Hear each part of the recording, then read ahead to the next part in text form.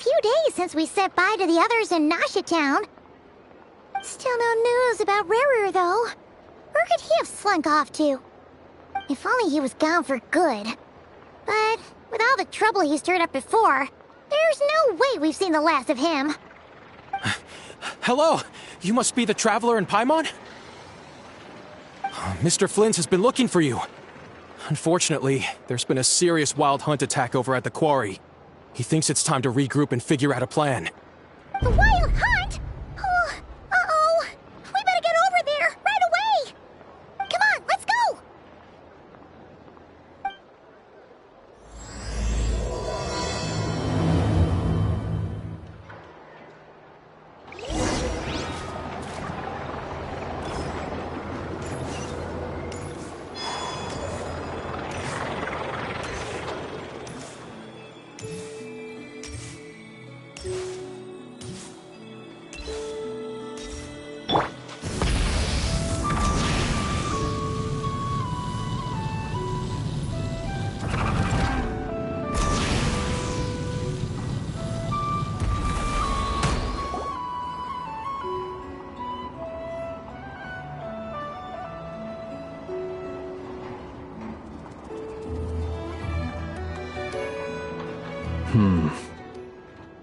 I can barely sense any Kuvaki at all. This whole area feels like a soulless husk. Looks like his appetite truly is insatiable. As if the power of that energy cannon wasn't enough.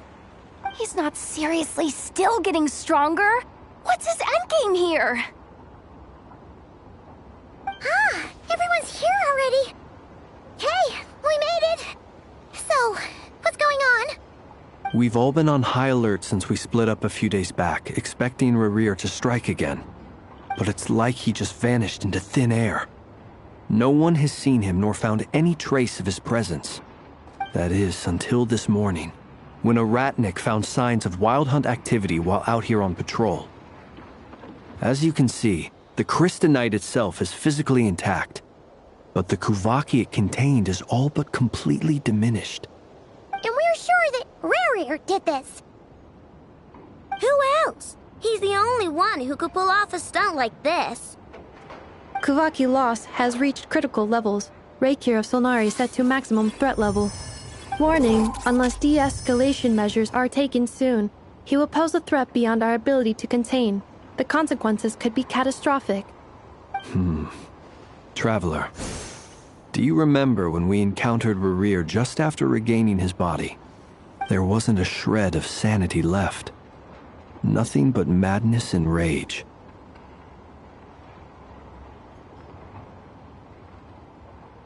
Yeah, didn't he shout out a bunch of names? Then he started raving about how nothing in this world mattered to him. Oh, Paimon gets chills just thinking about it. Oh, but the thought that he's still out there, lurking somewhere in Not Cry, waiting for his chance to strike? Oh, even chillier. Last time we fought, we were already at a disadvantage. If he has such overwhelming strength, why would he suddenly go into hiding? Yeah, if I were him and I wanted more Kuvaki, I'd just take it by force. No point staying in the shadows.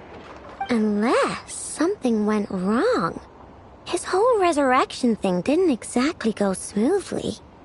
The other thing is, how does someone who's completely lost their mind still have the wherewithal to cover their tracks so perfectly? Beats me. According to certain medical studies, insanity does not always entail a complete loss of rationality. It may be that he is simply living in a world of his own. That actually sounds about right. He was ranting away to himself the whole time, like he had zero interest in talking to us. There are many unanswered questions here. He could be right under our noses, and we'd still be in the dark. Besides his name and title, we know little about him. Certainly nothing about his past, or what he might be hoping to achieve. Exactly. And we wouldn't even know where to begin looking. Even Boss hadn't heard of the Rahir of Solnari before all this.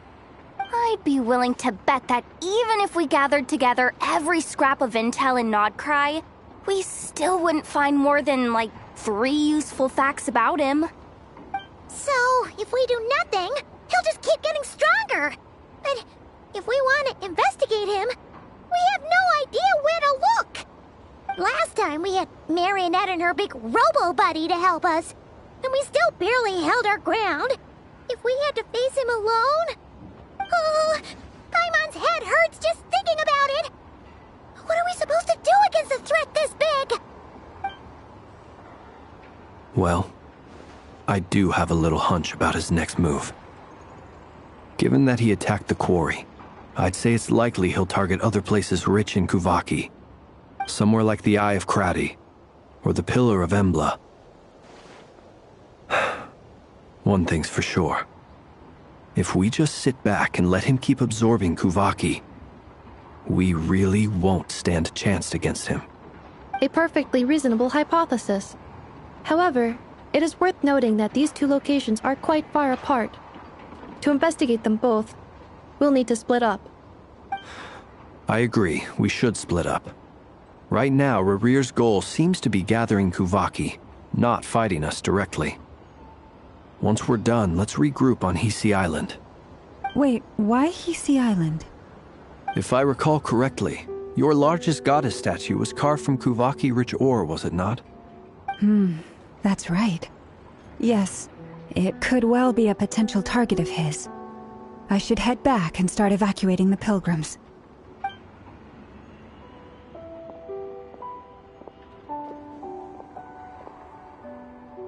Splitting up's always gonna be risky. But I guess we don't have much choice, right? We're in a race against time here. And if we do run into Rear, what then? That's when you follow the 3rd rule of treasure hunting. Run like the wind. Didn't you say the 3rd rule was go with the flow? I don't know. Did I? Anyway, whatever. In this situation, go with the flow means go find backup. Agreed. If anyone finds so much as a trace of Rarir, do not pursue him. Get out of the area and alert the rest of us as soon as possible. We need to put safety first. All right, we'd better get moving. Come on, Anefa, let's go.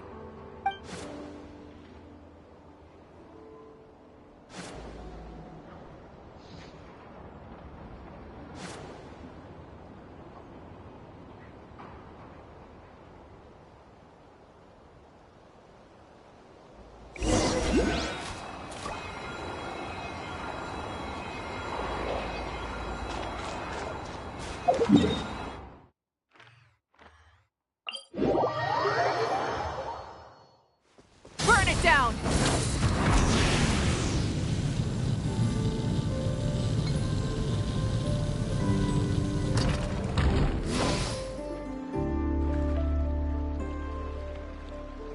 Any leads? Nope. Diddly squat. No clues to where he might be hiding. It's like he's a ghost. It feels like we're sitting on a powder keg that could go off at any second. Ugh, I hate this feeling. So, you guys didn't find anything either? Not loving the word either. How about you, Flint's? I questioned a few Ratniki and eventually narrowed my investigation down to one suspicious individual. But by the time I got to his place, he was already gone. Almost as if he knew someone was on to him. Either that or he's just extremely cautious and doesn't stay in one place for long. He's been biding his time for a while now. The question is, where or what is his next target? No idea. Since regaining his body, he seems to have lost all interest in the fragment in my possession. If he did still want it, he's had plenty of chances to take it. All we can do now is hope that Aino and Anefa turn up some leads. Darn it, Rarir. If you've got the guts, come face me one-on-one! Wait, he's actually here? I didn't mean it! swear! No, it's coming from Silver Moon Hall. The Lady Kuthar might be in danger. Let's get over there, quick!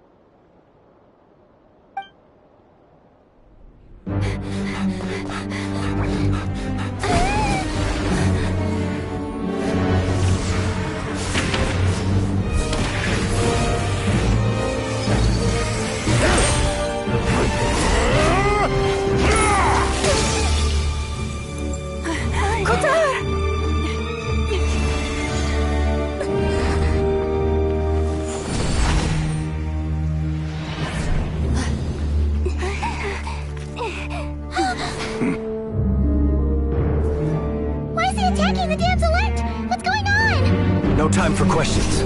Stop him!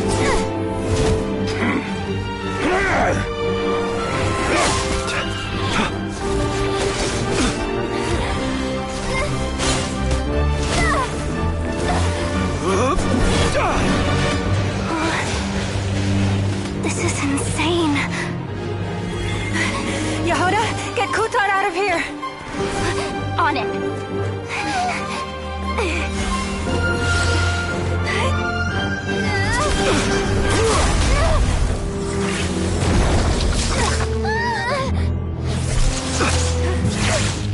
Look where your feeble light has gotten you.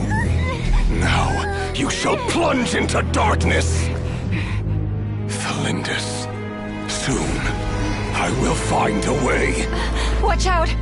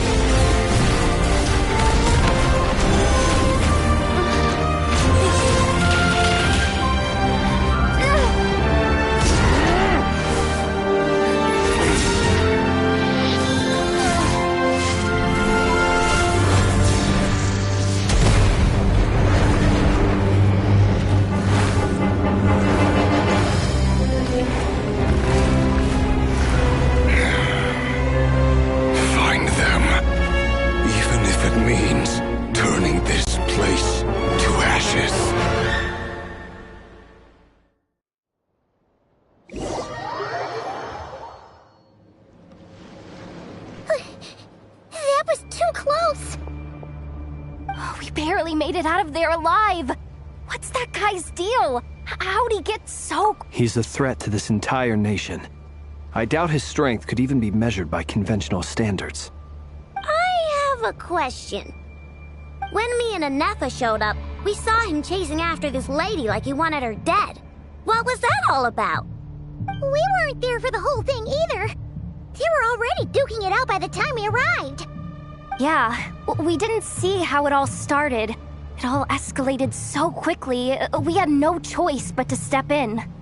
Kuthar, can you shed any light on the situation? Kuthar. Cross-checking database. I see. So you're the one that the Frost Moon Scions refer to as the Moon Goddess? Wait, she's the Moon Goddess? Oh, no wonder she looks just like all those statues.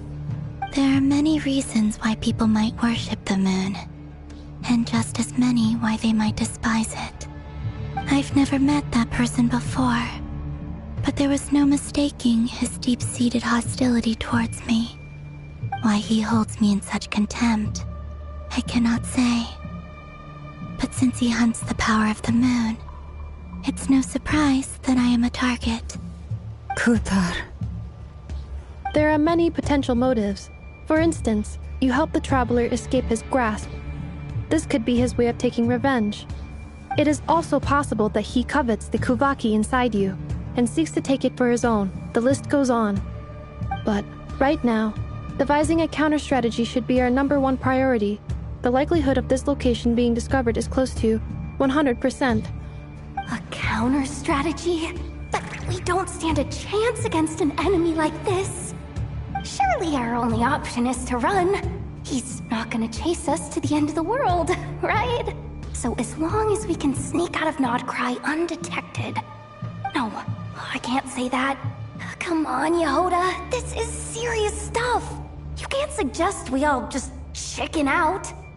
Running is our only option. Huh? You seem surprised.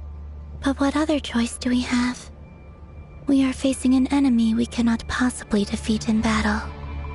Well, I mean, yeah, but still. It's not too late. I can distract him, so you'll have plenty of time to make your escape. Wait, what? You're gonna act as bait?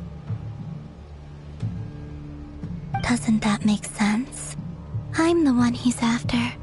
There's no need for you to risk your necks on my behalf. A coyote doesn't stop for bypassers while it's howling at the moon. What is it, Loma? The Frost Moon Scions have already grown accustomed to life without their goddess. My presence here is no longer essential, and this is not my home, so you needn't ask me to stay. We can't just roll over and let him get away with this. That's not our style. Yeah, we can't just call it quits after everything we've been through together. Besides, she'd pretty much saved my life back there. If I just ditched her now, I'd never forgive myself. We can't overlook that you have saved our lives multiple times now. To talk of returning the favor would be a little crass for my liking. But suffice to say that we are friends, and friends look out for one another. Rivers' true objective remains unclear. Even if we were to sacrifice Muskutar, there's no guarantee he would stop.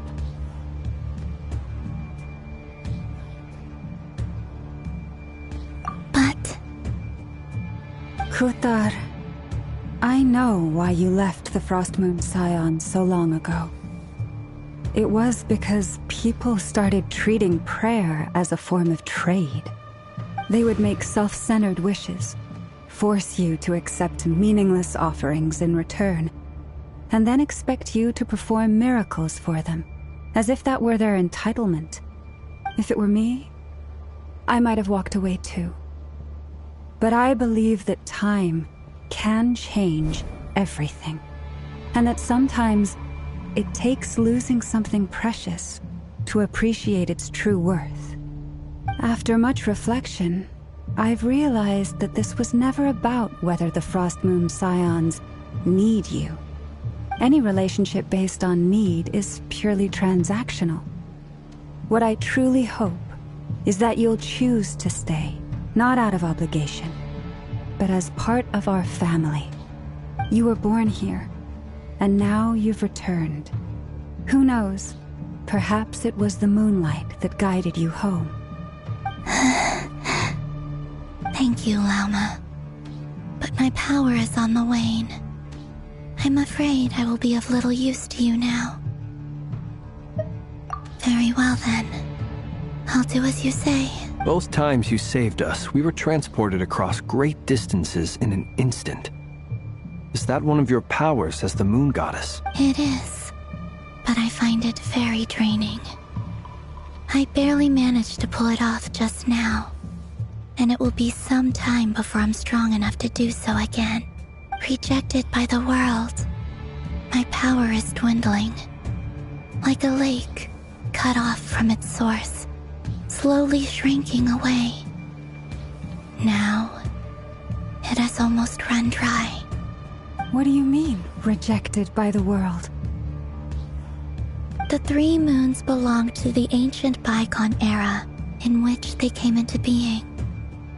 From the moment I was born, the world itself has been steadily sapping away at my strength. The three moons are not one and the same. As the goddess of the Frost Moon, I cannot wield the powers of the other two. Yet moonlight has a way of blending together. Each can reflect the other's glow. So when our fingers touched, I was able to restore my strength by drawing Kuvaki from the eternal moon's marrow. But this method of recovery is painfully slow. If only we could find the... It's the Wild Hunt! Even faster than we expected. We'll have to finish this conversation later. See how those Wild Hunt creatures are running away from us.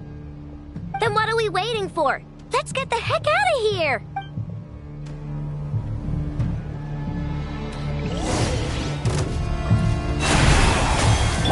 Just block! Oh, they just keep coming!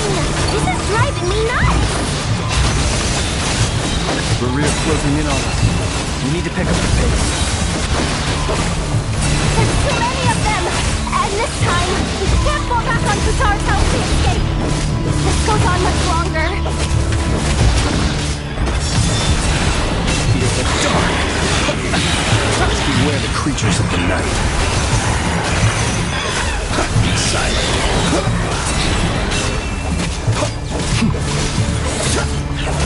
Observe.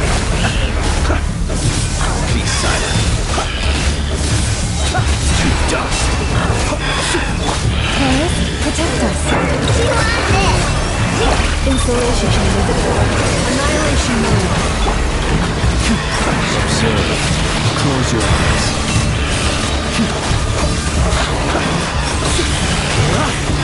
Observe. Night falls. The long sleep beckons. Be silent. Preparing for Dusha. Leave this place. With one heart, we pray.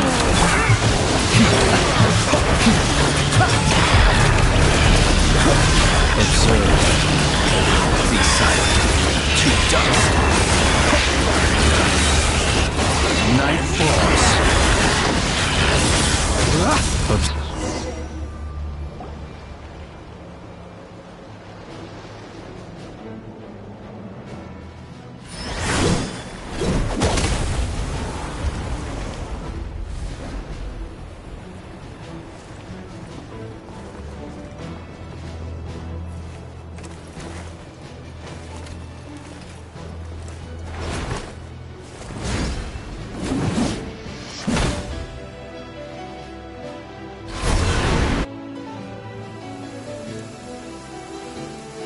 What's the matter? Bit off more than you could chew? How are you? Uncle Varka! You're back from Amsvartnir? Whoa! You're Varka? Grand Master of the Knights of Favonius? We could save the intros for later. Right now, let's get you all out of this hellhole. Follow me. I know somewhere you'll be safe. Oh, is that where I think it is? That's the one. Come on, move! There's no time to waste.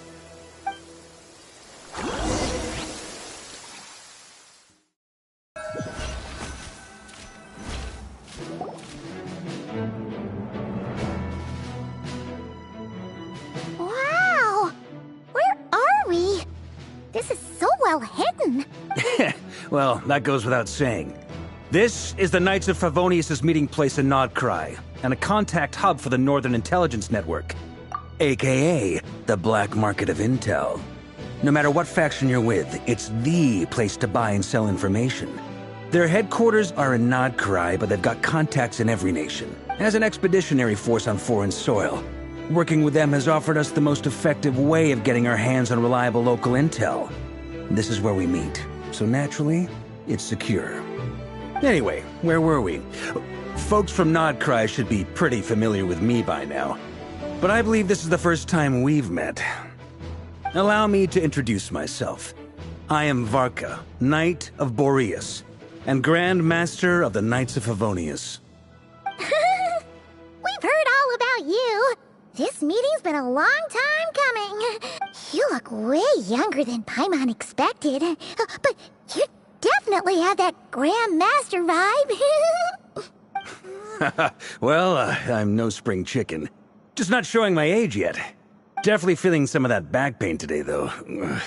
Rushed back from Amsfartnir without a wink of sleep, only to get right into another fight with that freshly revived maniac. Another? You mean you fought him before? Yep.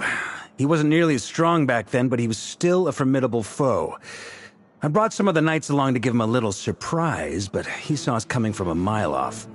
My squad took heavy injuries, and I barely made it out alive myself. We knew it might have been our last chance, so we staked everything on it. But still, it wasn't enough to stop him.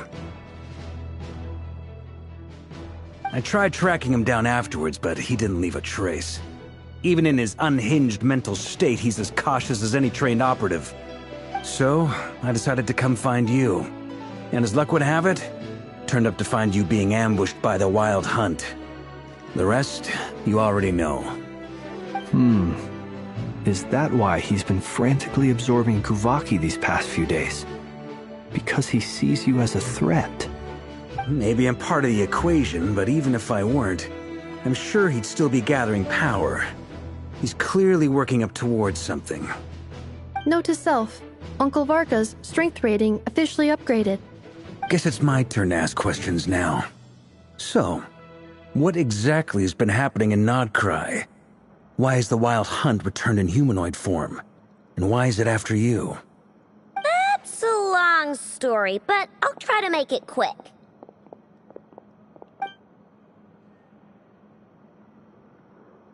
Wow, I had no idea so much had happened. Sounds like you guys have really been through it. So, the Kutar is actually a Fatui Harbinger.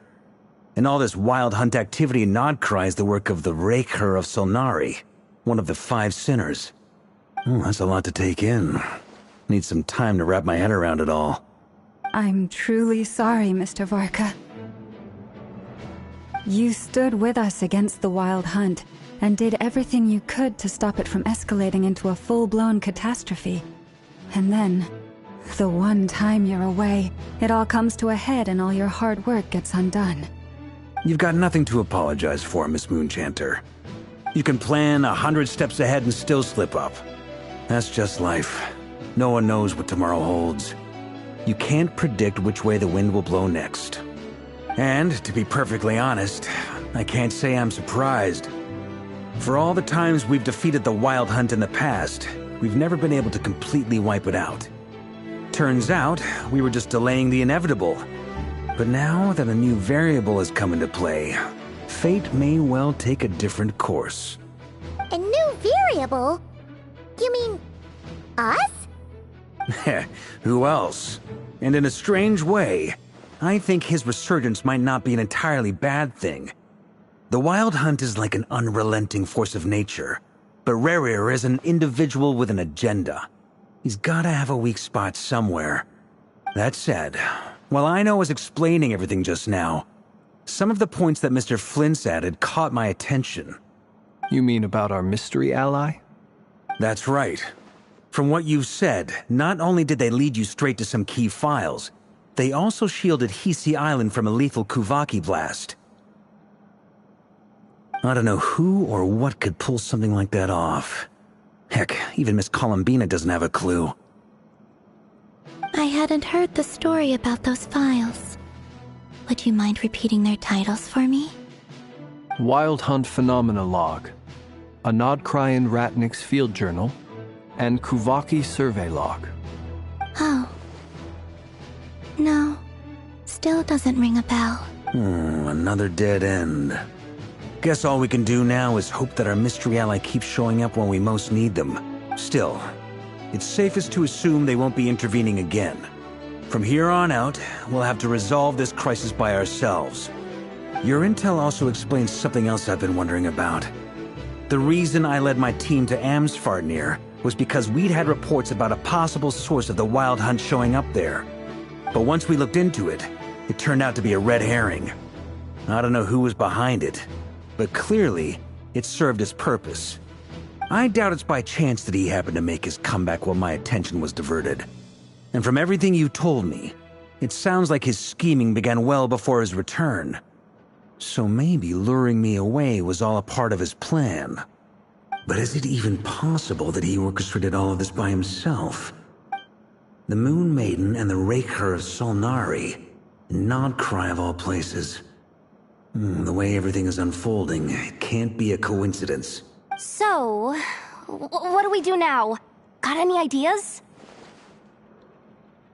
Right now, we've got at least 3 things to consider. Let's go through them one by one. First, we need to figure out how to take down Rerir. If we can't beat him in a straight-up fight, the rest won't even matter. To my knowledge, the bulk of Nodcry's fighting force is already gathered here. But even with everyone united, we're still no match for Rerir in his current state, let alone with his power still growing. What if there was a way to tap into a new power of our own? How so?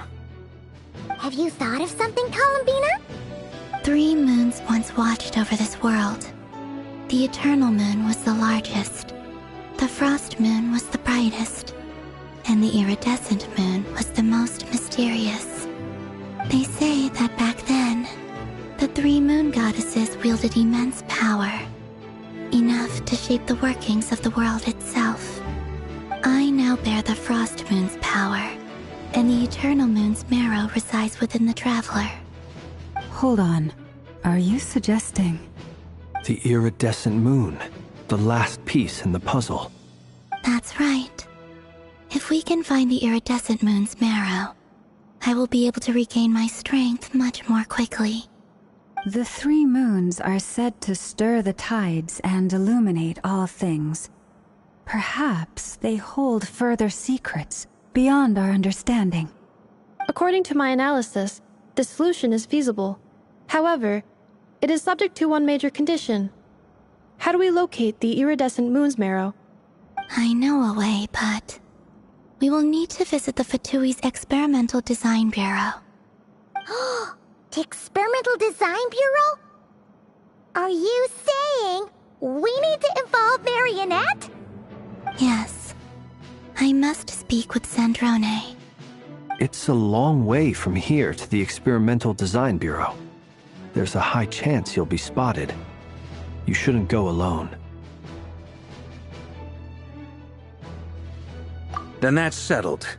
Next up, our second priority. Somehow, we need to figure out Rerir's end goal. As you saw for yourselves, when he was still in his wild hunt form, everything he did was for the sake of recovering his body and resurrecting himself. His first act since then, after laying low for a while, was to try and assassinate this young lady. People's obsessions often reveal their greatest vulnerabilities. There must be a reason why he despises the moon so deeply.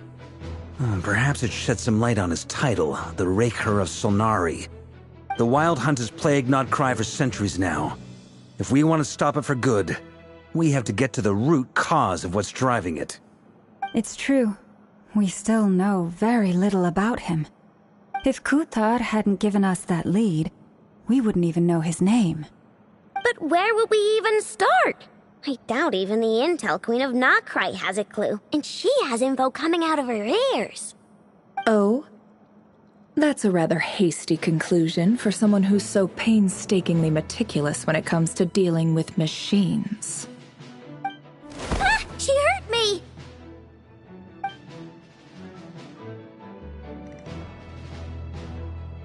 Boss! What are you doing here? I'm now asking myself the same question. I received a letter from a humble knight of Favonius, requesting a meeting to discuss a major business deal. But it looks like this humble knight had something else in mind. Details. Miss Neffer, the important thing is that you've arrived at the perfect time. Since his failed ambush, I've been racking my brains trying to come up with a plan to fight Rerir. Given the severity of the situation, I think it's fair to say that our only chance lies in uniting as one. And I'm talking all the factions in Nodcry. We can't do this without the Curatorium, but I knew it'd be a tough job to win you over. So, I took the liberty of reaching out for a little chat. Wait a sec. How did you even hear about this place, Neffer? Didn't you say this is meant to be the Knights of Favonius' meeting spot? And a contact hub for the Northern Intelligence Network? And isn't it supposed to be super hidden?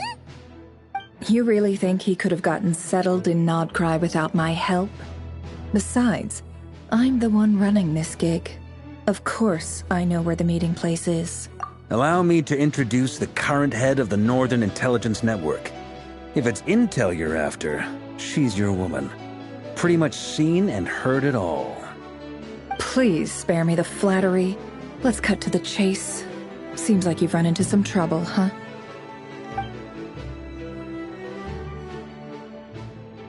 Well, this certainly qualifies as an unforeseen crisis. On behalf of the Curatorium of Secrets, I wish you all the best of luck. So you're just going to sit this one out? Why should I get involved? What could possibly be in it for me? What if we told you we can't do this without you? Oh? Then I'd say you'd better make it worth my while. I don't work for free. I can't put a price on something like this. It's just not in my nature. But then again, you and I have always been polar opposites in this regard. So I can't exactly say I didn't see this coming. If you insist on compensation, I will pay you. Consider this a formal commission. Sound fair? You just don't give up, do you? Too bad. I know you well enough to know you can't afford my prices. The riskier the job, the more it'll cost. And a Moonchanter's stipend isn't exactly generous. Unless you're planning to start passing the donation box around among the faithful. Boss, just a thought. If they come up short, maybe you can take the difference out of my next few paychecks. Things got really dangerous during the fight with Rerir. If this girl hadn't saved me, I'd be ley line fodder by now. I'd be gone for good, boss. If there's any way we can make this work, I'd really like to help her. Please? I'm begging you. This is why I'm always telling you never accept favors. They are the hardest debts to repay. You have to be careful who you get involved with, or you invite all kinds of misfortune. Very well, Yehoda, I will help. But just this once. Don't count on this happening again. Flynn's, that fragment that Rerir was after, do you still have it on you? Of course. Let me borrow it. I need it to follow up on some leads. Wait, you actually have some leads? Shh. This is top secret information. I get it. We all have things we'd rather keep to ourselves. Plus, I know we can count on you, so we'll leave the intel gathering in your hands. And that brings me to the third and final item. We need to find a way to distract him. We need time to make our move, so someone will have to stall him. I'm in for this part, no matter what. Anyone coming with? Count me in too. Come off it, you two. Quit playing heroes. I'm way ahead of you here. Nefa did a scan of the Moon Goddess's Kuvaki signature, and we're gonna use it to make some decoys over at the Kramkake craft shop. Anyone who's in, follow me. Once they're ready, we'll deploy the decoys across Nodcry. So as long as the rest of you keep moving, he won't catch on to your scent and won't be able to track you down. I like it. Genius idea. No biggie. All right then, we'll split into 3 teams. Once your team has finished their mission, return here and wait for the others. Dismissed!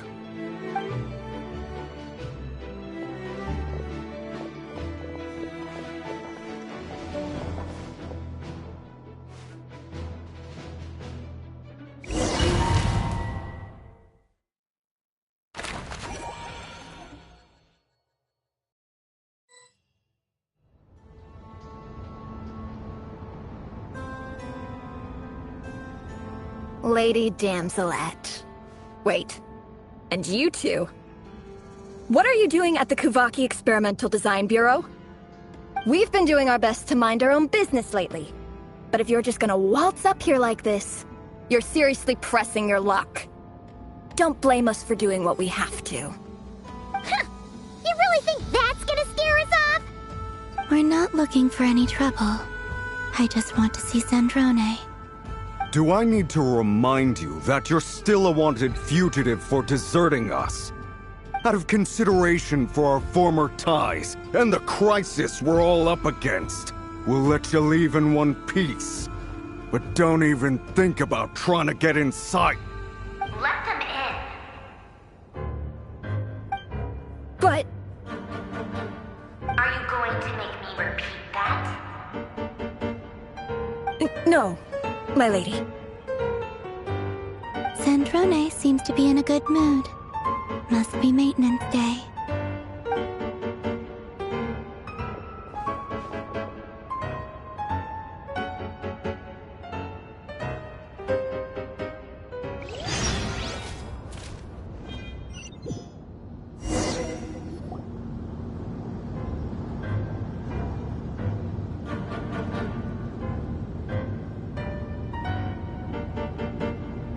So tell me, to what do I owe the honor this time?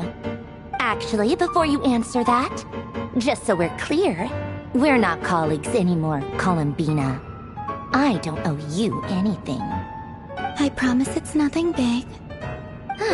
It seems like you've gotten the wrong idea here. The only reason I let you in was because I was bored. It seemed like a way to kill some time and satisfy my own curiosity. Whatever miscalculations I may or may not have made in the past, I haven't lost the plot enough to even consider sticking my neck out for your sakes. I'd like to speak with Arlecchino. What? Huh? You mean the knave? I'd like to speak with Arlecchino. Is she in Nodcry? No, she's not. Once the work on this facility was completed, she went back with the Rooster and Regrator. The only ones in Nodcry are me and... What is it you need to speak to her about anyway? Rerir is hunting me. If I'm going to face him, I must first retrieve the lost moon.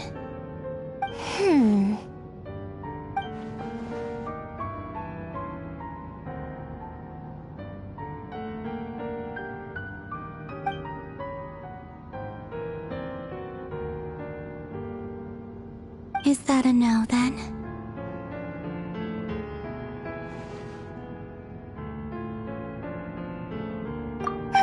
As if I need reminding. I was this close to settling things with him before someone decided to whisk me away to their weird little garden. Have you held any tea parties lately? Tea parties? Yeah, obviously. You don't seriously think we'd pack it all in just because you aren't here. If anything, they've been more eventful than ever. Just me, Arlecchino, and a bunch of insolent and sensitive guests who won't stop asking where you've gone. Oh, they've been a real joy. I bet you served them the worst tea you have. Just like you used to do to me when I upset you. Who cares about how good the tea is when there's no one around to drink it? I keep losing people. First Rosaline, now you. I'm running out of people who can make me laugh. Honestly, what could be more ridiculous than a multi-centenarian goddess who's only ever had the plain herbal tea she received as offerings?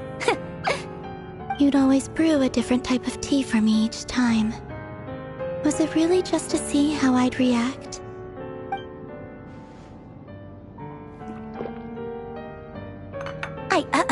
Well, duh. Why else? Watching you squirm was practically my only form of entertainment.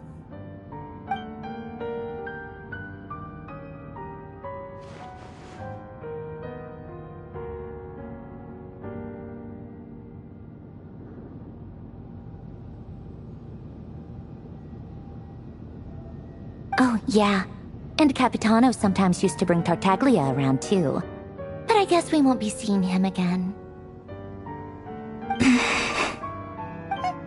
Well, I guess we are overdue for a get-together. Polonia! Have Favronia pass a message to Arlecchino for me. It's time for tea. Will suffice. Pass along a message for me, too, if you would. My body cannot contain the marrow of 2 moons, so I'll be leaving one of them in her care. Excuse me? Who said you were on the guest list? If my tea meant that much to you, maybe quitting the Fatui wasn't your brightest move. Back when you were under the Tsaritsa's protection, no one would have dared come at you so openly. But that protection didn't come for free. In fact, I paid dearly for it. At the end of the day, it was just another transaction. I just got tired, that's all. I never wanted any part in their grand ambitions, and I've had enough of being treated like a bottomless supply of power. It brings back memories from the old days, when I was still worshipped as the moon goddess. Centuries on, it may be a different group of people, but I see the same greed in their eyes. I figured you'd leave eventually. You didn't have as much of a reason to stay as I do. The Tsaritsa gave you shelter and protection, but that was it. Nothing more, nothing less. Meanwhile, the Fatui demanded everything from you in return, until it was more than you could bear. I get why you left. And frankly, I have no interest in dragging you back just because the higher-ups told me to. But if you keep hanging around with this riffraff, the next time we cross paths, we might be enemies for real.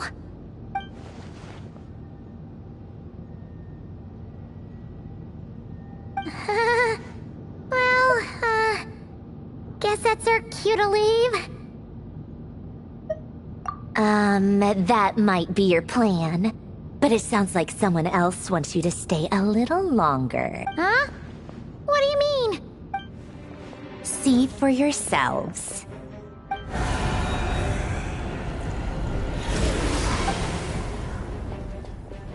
My lady, it's the Wild Hunt. A horde of monsters is headed straight for the facility. Another uninvited guest trying to crash my tea party. Clear the area! I'll handle this. Wait, what? You want us to leave you here by yourself? Huh, you'll be lucky to make it out of this alive. You really think you can afford to worry about me? Go on, get out of here. You may have stopped Polonia from crushing him last time, but I've made sure that won't happen again. The entire Experimental Design Bureau is rigged for war.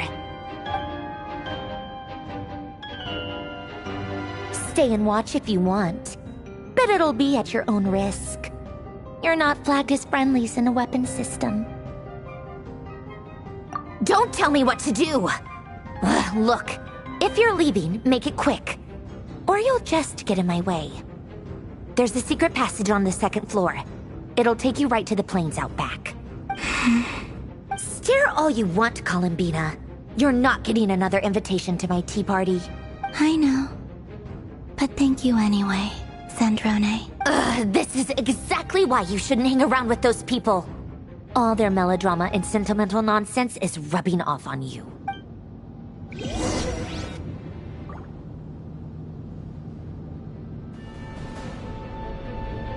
Come on then, Mr. Ray here.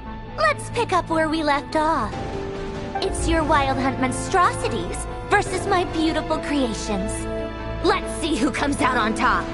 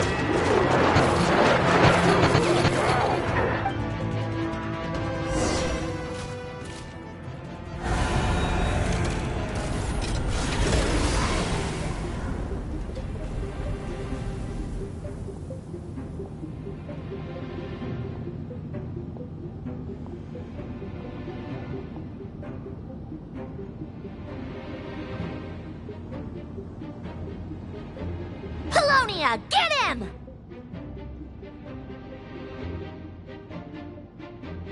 I've upgraded Apollonia again since our last encounter, and uploaded every last scrap of your data. So let's finish this, once and for... She's not here. Where did she go? Hey! Over here, you big...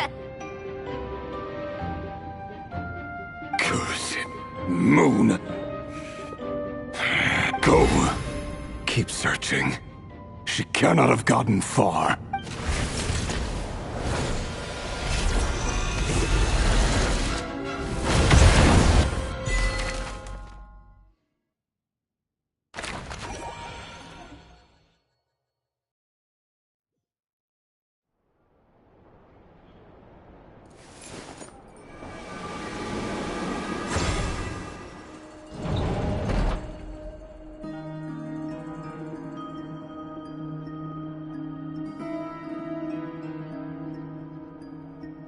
So this is your method for investigating Rarir's past? It almost looks like some kind of ceremony. Good deduction. But it's quite a different affair from what you're used to with the Frostmoon Scions. Whoa! First time I've ever been in here. Boss always said it was off limits, so I pictured some kind of creepy dungeon. But it's actually kinda nice. Oh, I guess this must be Sumero decor? That's where Boss is from. And that nice shopkeeper who sold me my treasure compass. I'm not sure exactly what you've got planned, but it looks like you're all set. When do we begin? Whenever we wish. But for some reason, I've got a feeling this isn't going to end well. I've never faced Rarir myself, but from what you've told me, his power is beyond anything I could imagine.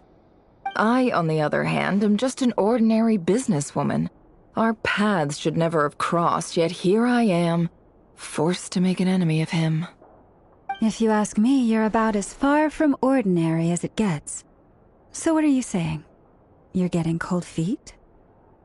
Once I take a job, there's no backing out.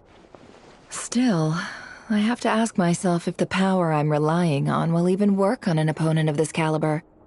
And also how to make sure I come out of this alive if things spiral out of control.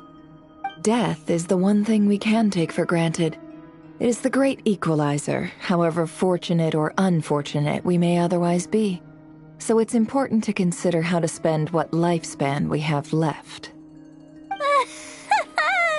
Come on, boss. Lighten up. Quit talking about death. It's bad luck. For once, I agree with you. When you're up against a foe like Rarir, there's no such thing as being too prepared. Is there anything I can do to help? That won't be necessary. I've already made up my mind. Time to cash in a precious favor I've been saving for a rainy day. Yehoda, I need you to find someone for me. The sooner the better. Find who? That shady merchant who sold you an overpriced treasure compass the other day.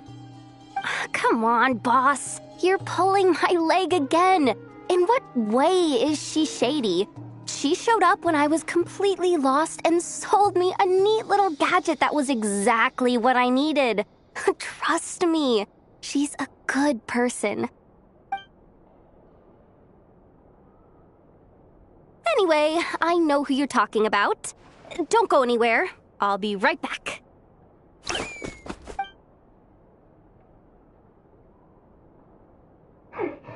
Quit grabbing me. I genuinely can't run any further.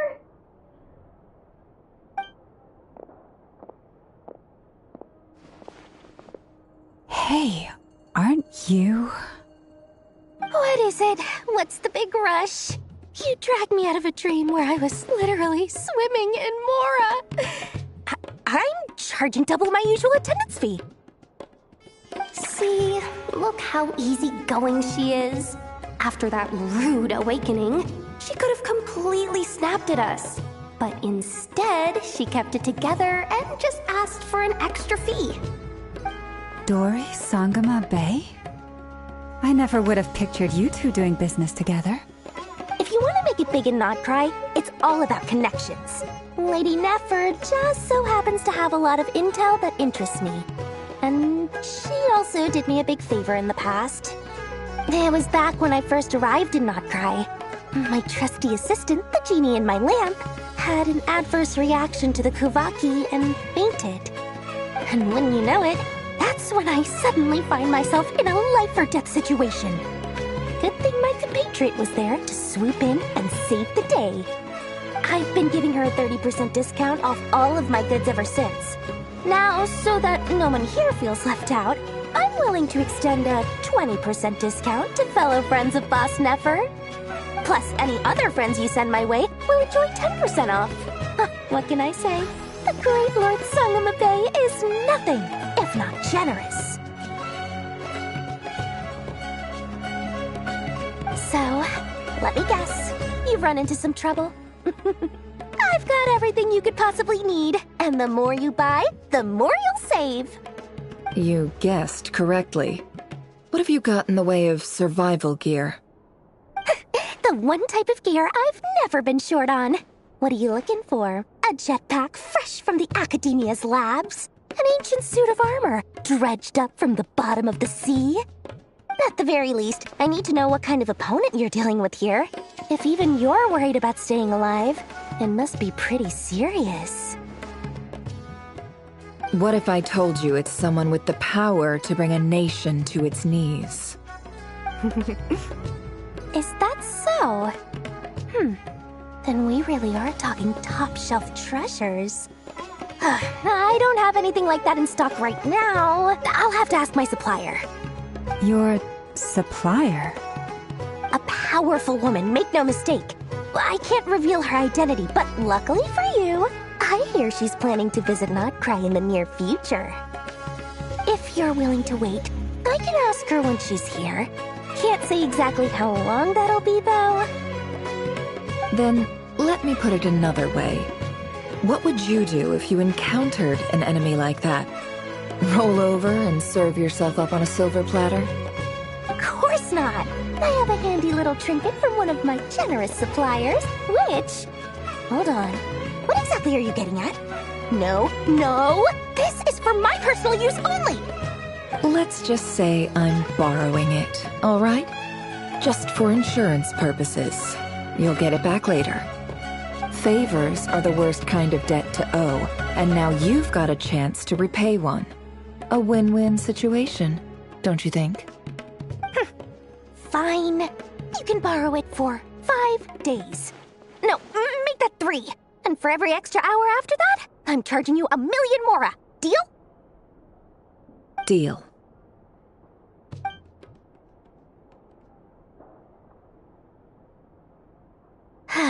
What a way to start the day. Now, was there anything else you wanted?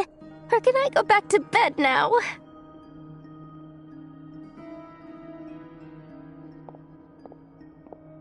That will be all. Take care now. Don't trip up on your way back, friend. See you later! You're my favorite shopkeeper.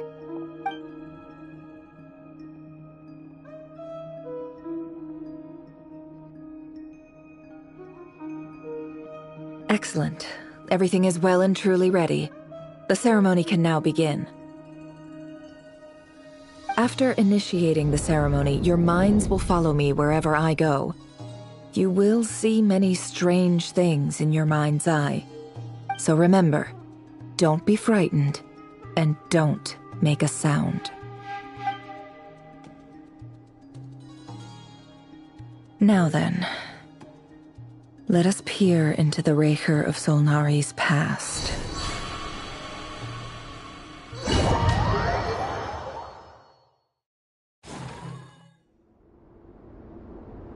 I made it. I don't recognize this style of architecture. Must be Conrian. Simple furnishings, table and chairs. It's a more ordinary house than I might have expected. Looks like the fearsome Raker of Solnari came from surprisingly humble beginnings. Unless this passed for luxury in Conria. Unlikely. It was said to be a very prosperous nation in its heyday. Anyway, I'll keep exploring.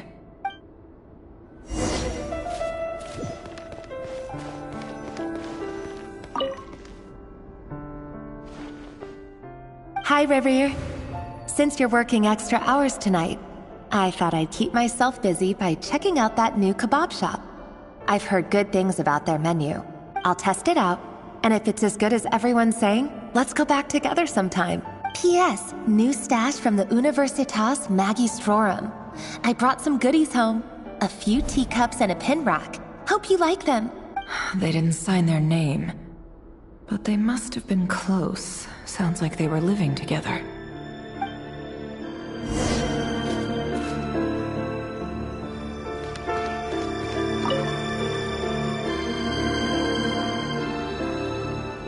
I went over to Joseph's for drinks today. They have a fine collection, but I went alone. Felindis was tied up with something and couldn't make it. Joseph asked why I came alone, but I didn't really have an answer. He then went on to ask about other things. If you ask me, someone who asks that many personal questions is too nosy for their own good. But if he invites me again, chances are I'd still go. Felindis. That's the same name Ririer mentioned. Crane imports keep falling. If things don't pick up, we'll soon be back to meat and mushrooms only. Honestly, I'm not a huge fan of that new type of mushroom everyone's been into lately. Didn't it start out as a lab-grown variety? I heard it's even mildly corrosive. Seriously, why would you even eat something like that? I don't care if it's an impressive feat of alchemy. That just isn't the kind of thing I like to eat. Grain has to be imported, and they're eating a diet of mostly meat and mushrooms. Could it be because Conria is underground, so it doesn't get much sunlight? That would explain why they use so much stone in there. They even use alchemically modified strains for food. Seems like the people of Conria don't have many options when it comes to dining. I've just about saved up enough now. Time to buy it and keep it somewhere safe. Making a big purchase. I wonder what it is.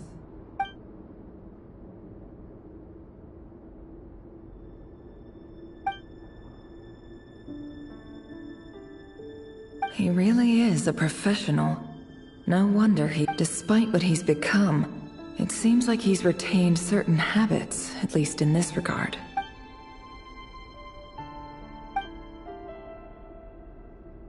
Did Riri rip it out himself?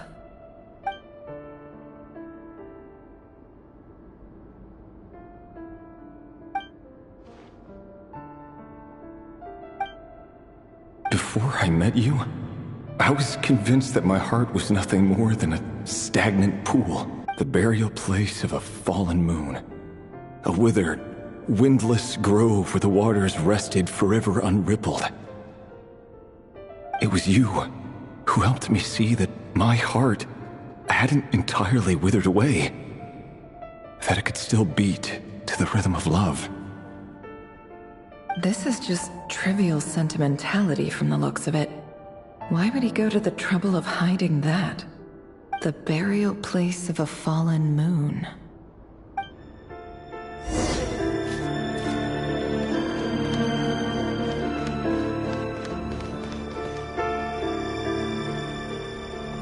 Ririer, over here.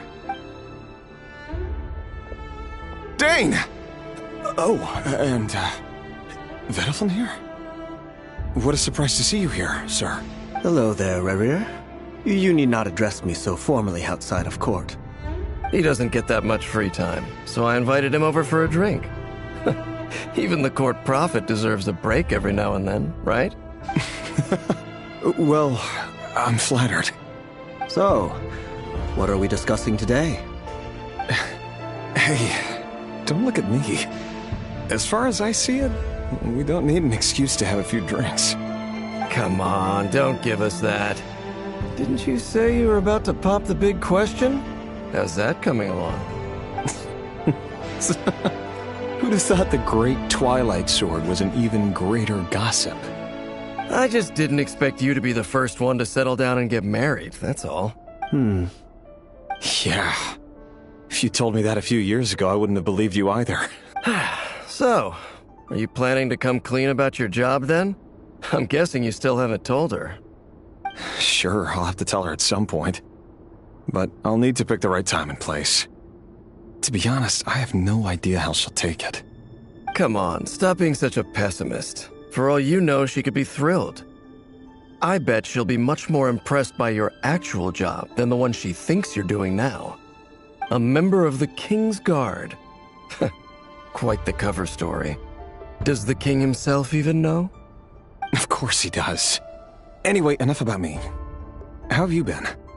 Me? Same old, same old. Nothing much to... Huh? What's up, Ved? It's nothing. Vedifulnir, Dainsleif's elder brother. Renowned throughout the court of Conria as the Visionary, and said to possess a wisdom far beyond the reach of any ordinary man. And yet, despite the gulf between us, he seems to have something to say about me. Does he even know me? Does he see me as a friend of his brother, or just another of the Vinster King's blades? Why did he react so strongly? Was it really to do with what we were talking about? Brown, curly hair and brooding blue eyes. So this is what Rerir looked like back in the day. Perfectly normal.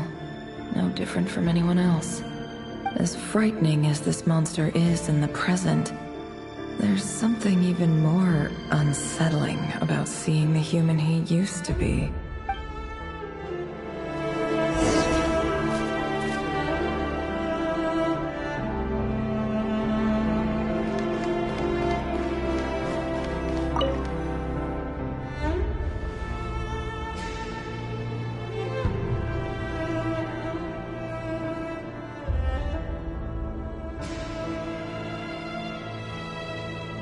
Felindis? You're back early? Our equipment's being serviced today, so I got off earlier than usual. How's your day been? Aw, why the long face? Is something the matter? Has your boss been giving you a hard time again? Went for a drink with Dane and the others after work. Isn't that a good thing?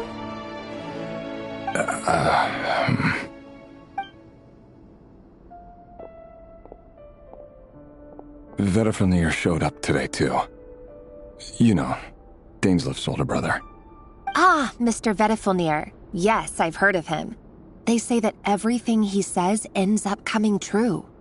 He overheard Dainsleif mention that I'd recently proposed, and seemed to have an issue with it. But when I asked what it was, he kept it to himself. So, you're worried? You could be such a child sometimes, Rerir. We're nobodies. Why would the Visionary be concerned about us? I'm sure someone in his position has much bigger fish to fry. Maybe you're right. You worry too much, Rerir. We've been together for ages now, and everything's been going so well, has it not? You've even proposed to me. So, you do remember. Tell me then. What's your answer? Like I said, I need some time to decide. You can't just rush into things like this. We may be nobodies in the grand scheme of things, but if we want things to work out, we've still got to plan ahead. All right. Take your time. Just don't keep me waiting forever. Nobodies. Sounds about right. In the eyes of people like Vedifulnir and Dainsleif, what do we matter? Can someone whose gaze is so fixed on a far-flung future even see the present clearly? Besides, the dynasty's fate rests with the king and his inner circle. Whatever I do, it won't make much difference. Meanwhile, every idea they come up with and every decision they make, it affects everything. These days, the king is lost in his research, and the purge of the Crimson Moon bloodline grows ever more intense. The opposition tried to speak out, but nothing came of it. I'm under no illusions as to why. Because we eliminated them and got rid of their bodies. A man can have 1,000 reasons to carry a sword, but there are few good excuses to use it. Yet the king has never even considered a gentler approach, and he never will. What becomes of someone who kills on another's behalf? Can he ever find true peace?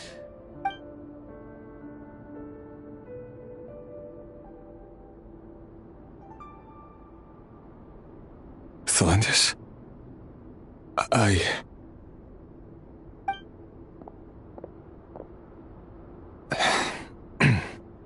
It's nothing. You were right. Fate has never smiled upon nobodies like us. But by the same token, it's unlikely to bear a grudge against us either. There's no reason we can't keep living happily together, cherishing the simple joys of each day as they come. See? You just need to stay positive, Revere. I can feel your warmth, your breath. You're right there, right by my side. Just seeing you makes me happy in a way I can't explain, and that's something that no one could ever take away from me.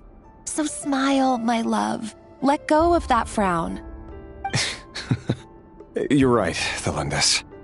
I've just been overthinking things. That's better. Getting caught up about things like this will only ruin our evening. You go ahead. I just have a few things to take care of, then I'll... Even busier than the big shots, huh? Fine, I'll go get started, but... Relax. I'll be there. Seriously, though, you drive a hard bargain. You're really gonna leave my proposal hanging and still expect me to take you to the ball? Well, that goes without saying. I already told everyone I'd be coming with a dance partner. Besides, they're two completely different things. Let's take it one thing at a time, all right? All right. White outfit it is. It seems like Rerir was deliberately hiding his ties to the intelligence services by giving the impression that he was just an ordinary member of the Vinster King's Guard. He clearly doesn't want his would-be fiancée to know about his other life. Then again, that's hardly surprising. People in the intelligence trade rarely do. Who'd have thought we were in the same line of work? Let's dig a little deeper.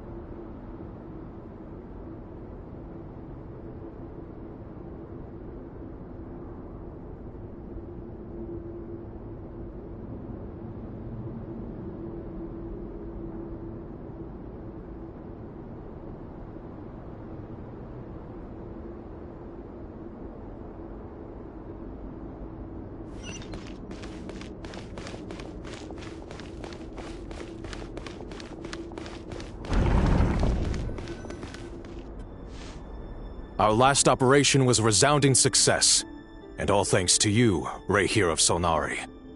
In total, we apprehended 32 dregs of the Crimson Moon, and 67 accomplices. After all these years since the dynasty's fall, so many of them still linger on. Indeed, it cannot be denied. Yet it was destiny that the Crimson Moon should be overcome by the eclipse, and that His Majesty, the all-seeing Vinster King, now guides our nation on the path to prosperity. Conria has no further need for a dead moon.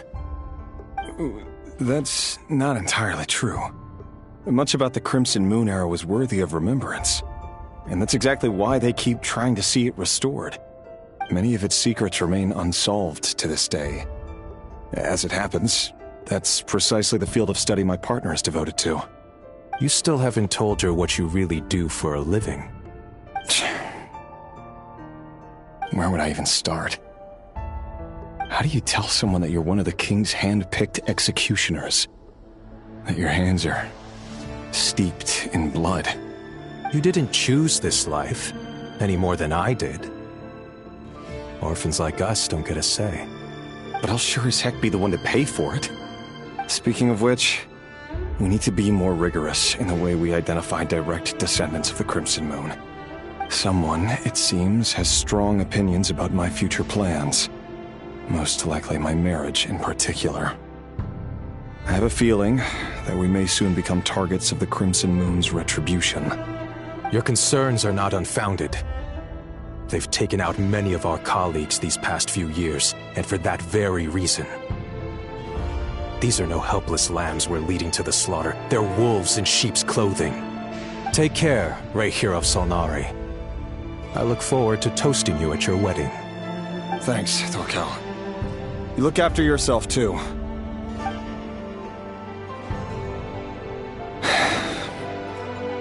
Thelindis, I never wanted to keep this from you. You're the last person I would ever want to lie to. But that's exactly why I can't tell you everything. There are things you shouldn't know. Things you cannot know. The moonlit dynasties are a thing of the past. Yet even now, with the sun shining high in the sky, there are those who would call forth a dead moon's ghost. Could that be why Vedalfnir held back? Or was it because of some court secret he's not at liberty to share? I have to get a clear answer from him. No matter what happens, I will protect Thelindis. Rayhir seems to be very concerned by Vedalfnir's reaction. Vedalfnir and Dainsleif, the Visionary and Twilight Sword. So that's what they were really like. I've investigated this whole area now. There doesn't seem to be any other memories here. Should I try somewhere else? Wait a second. What's this black smoke?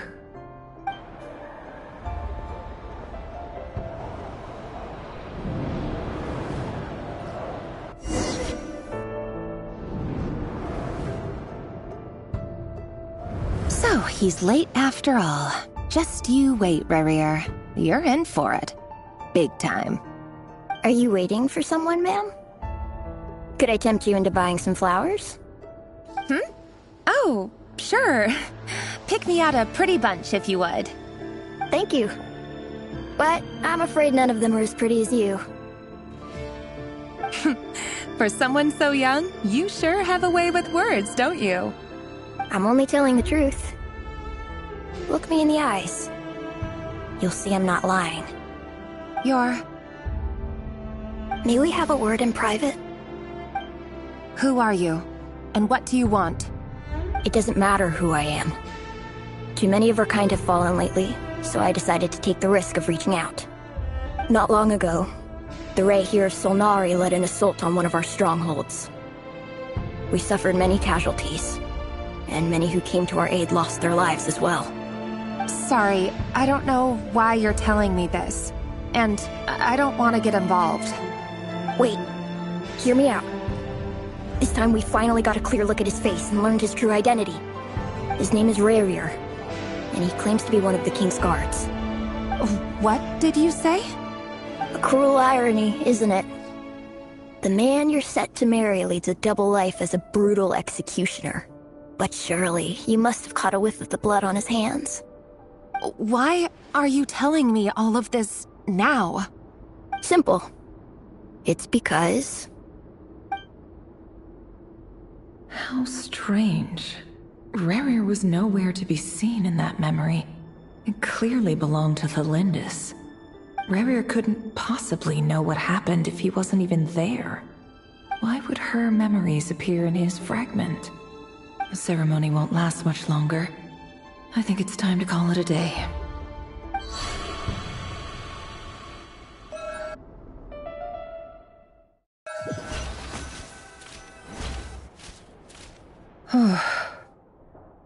So that was your doing? Did you just pull us inside Rayhir's fragment to spy directly on his memories? Any more questions, and I'll have to start charging. I had no idea you could do that, boss! Seriously, that was amazing! We're not worthy. We're not worthy! I gotta admit, though, I'm itching to see what happens next. Feels like we barely scratched the surface. I'm just as curious as you are. But the ceremony only allows for limited time inside. That's all we can see for now. Luckily, we managed to learn quite a lot. So far, so good. I just hope the others are doing okay too. Especially the group with the Traveler.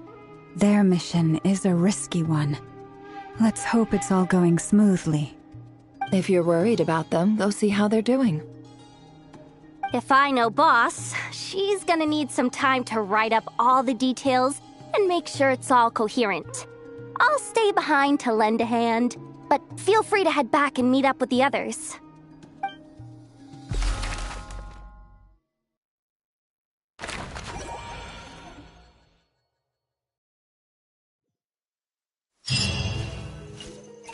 Oh, they've been prowling around for nearly 2 days now. These things just won't quit. Oh, they might not have seen us yet, but them constantly sweeping the area, our way out is completely blocked. Oh, that's never gonna work. One little slip up and it's game over. If they spot us, they'll run straight back to Rare. And once he knows we're here, it won't be long before he's breathing down our necks again. Oh, guess you're right. All right, time to zip it.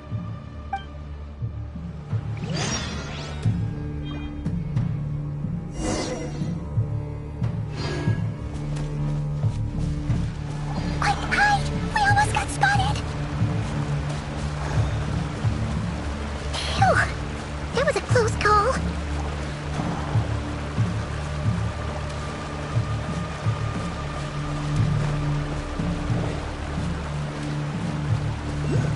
Watch out! They're coming this way!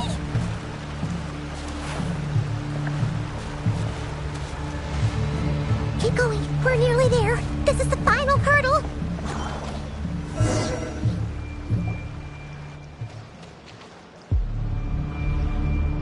Oh, there's no end to these things!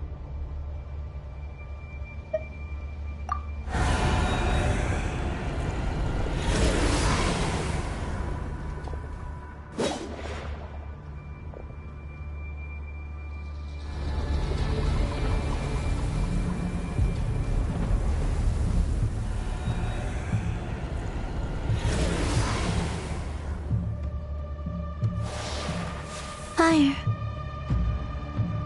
Fire? Wait, what's that smell? Oh no, there's a fire!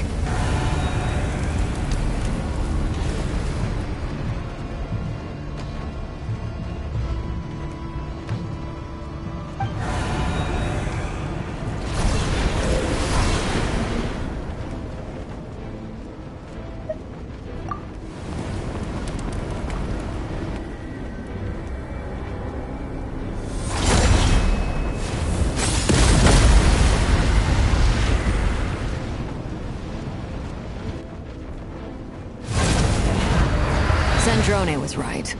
You look weak, Columbina. The old you would never have let such lowly creatures bar your way. Word has it that you did something for the Tsaritsa, and that's why you've lost most of your power. Freedom comes at a heavy price, doesn't it? It's Arlecchino! You came! Hello again, Columbina. And greetings, guests of the House of the Hearth. It's been a while, Arlecchino.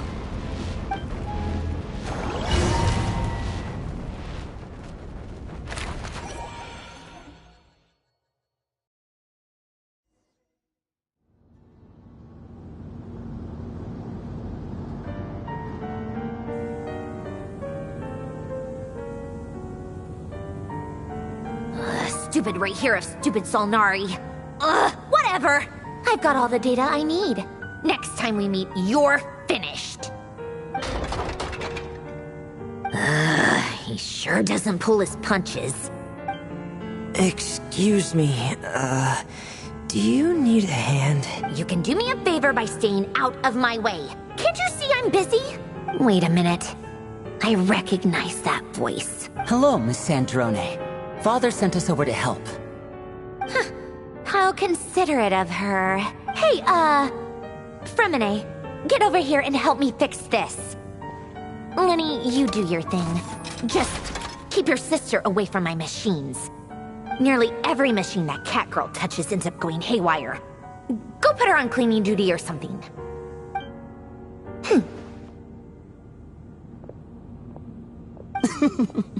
Then let's start downstairs. Fremine, we'll leave this place to you.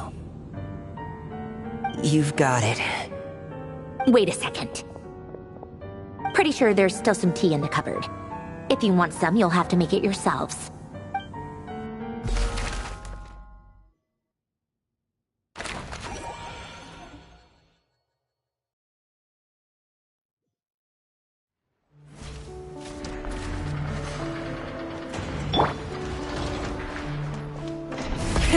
Rev the engines!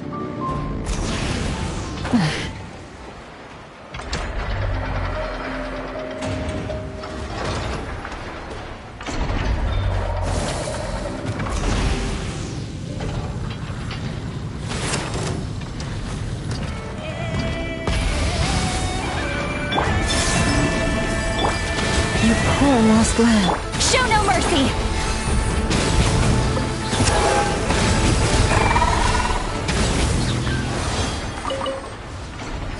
Rise with the sun!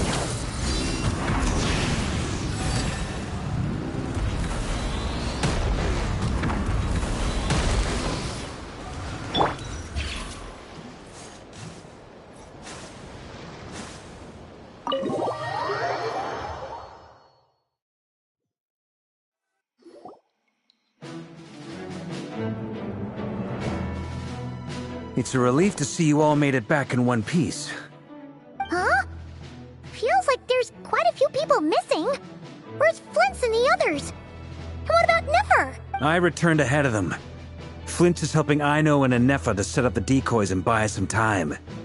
As for Miss Nefer... Boss is still wrapping things up on her end. She sent us back to fill you all in on the top secret intel we've been gathering. I see. Then let's get right into it.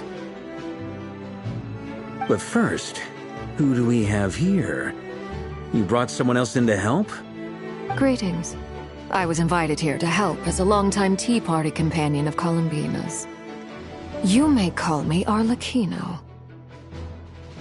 Surely it can't be. Those eyes. Oh, where have I seen them before? Wait, of course. In those memories we just saw. The only Arlecchino I know is the fourth of the Fatui Harbingers. So either you share a pretty uncommon name, or you're more than just a Tea Party buddy. You're well informed, Grandmaster. A man from Mondstadt living all the way out here in Nodcry, and yet the people and affairs of Snezhnaya seem to hold a special place in your heart. Oh, the feeling's mutual. Sounds like you know all about who I am, too. A Fatui Harbinger. The atmosphere in here just got really tense. Guess we can't just start trusting Fatui Harbingers, even at a time like this. I must admit, though, I'm a little curious. Seeing as the Moon Goddess no longer belongs to the Fatui, what makes you so willing to put your neck on the line here? Nor does Nodcry belong to Mondstadt, Mr. Varka. Yet still, you're fighting for it all the same. Things don't always have to have a tangible payoff. Sometimes, stopping things from spiraling out of control is a higher priority than chasing the spoils of victory. Of course, I can't say there's nothing in it for me at all. But that's between Columbina and myself.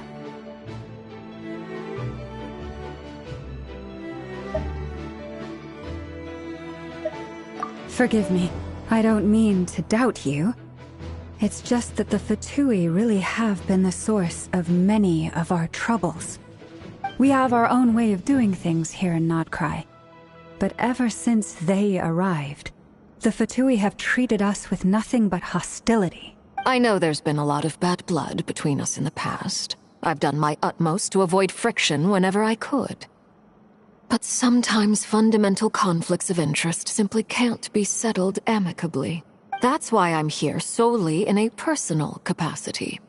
This has nothing to do with the Fatui. As a gesture of good faith, I'll be frank. I can help Columbina track down the iridescent moon's marrow, which will help her restore more of her power. Anyway, what else is on the agenda? Let's begin. She says she'll be frank, then completely skips over the details. Looks like she doesn't want to give away too many secrets after all, but she clearly wants to change the subject. It'd be awkward if I tried to bring it up again now. I guess we'll just have to go along with it. She's the fourth of the Fatui Harbingers after all. One look and you can tell she's not someone you'd want to mess with.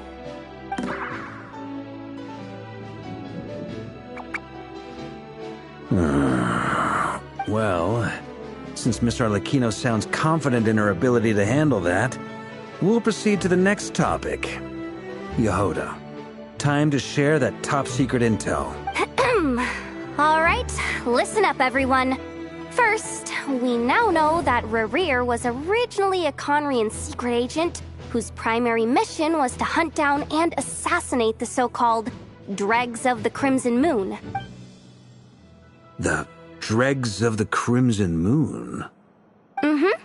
In the memories, there was a lot of talk about the Crimson Moon and Eclipse, and a whole bunch of other stuff from the time of Conria. To my knowledge, those were the names of two different Conrian dynasties. Long, long ago, it is said that the people of Conria worshipped the Crimson Moon, drawing a mysterious power from its reflection. But one day, a coup saw the Crimson Moon eclipsed, hence the name of the new dynasty that replaced it, and how it became the new emblem of Conria. Still, long after the Crimson Moon dynasty had fallen, the last ruler of the Eclipse dynasty, the Vinster King, still coveted the secrets it left behind. So, he sent the Rehir of Solnari to secretly hunt down the Crimson Moon's few remaining followers. In those days, Rerir showed no signs of madness. In fact, he was as normal as any other person.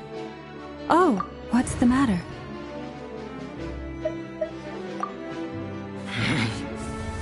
Felifania, Granddaughter, Flinders.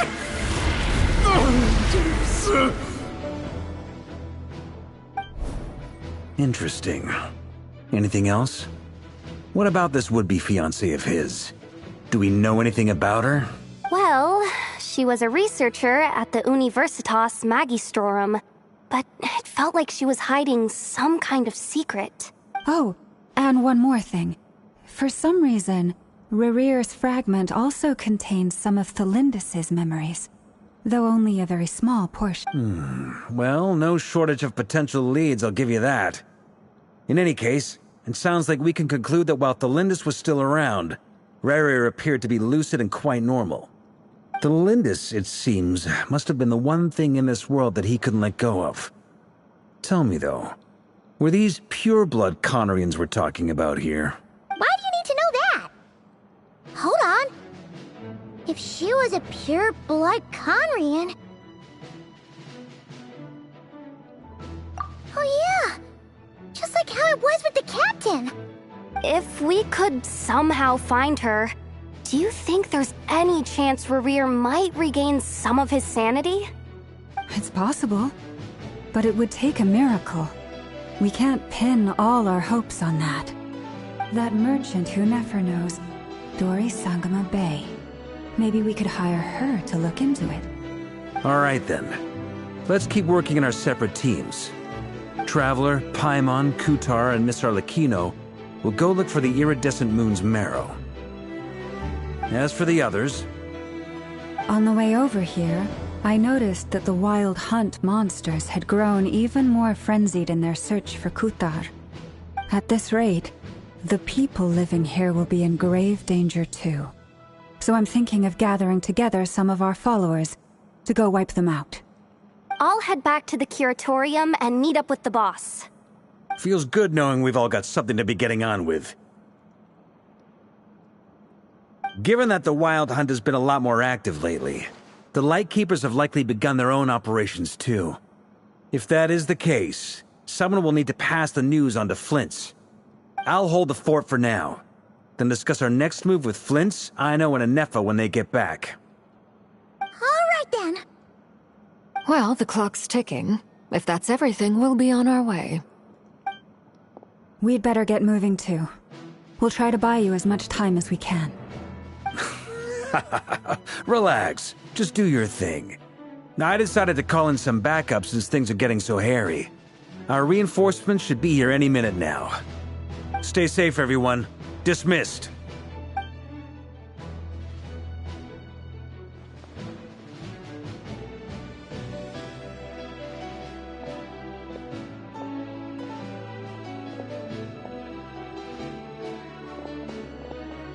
We're back.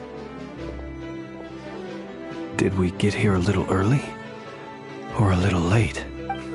A tad late. The others have already set off.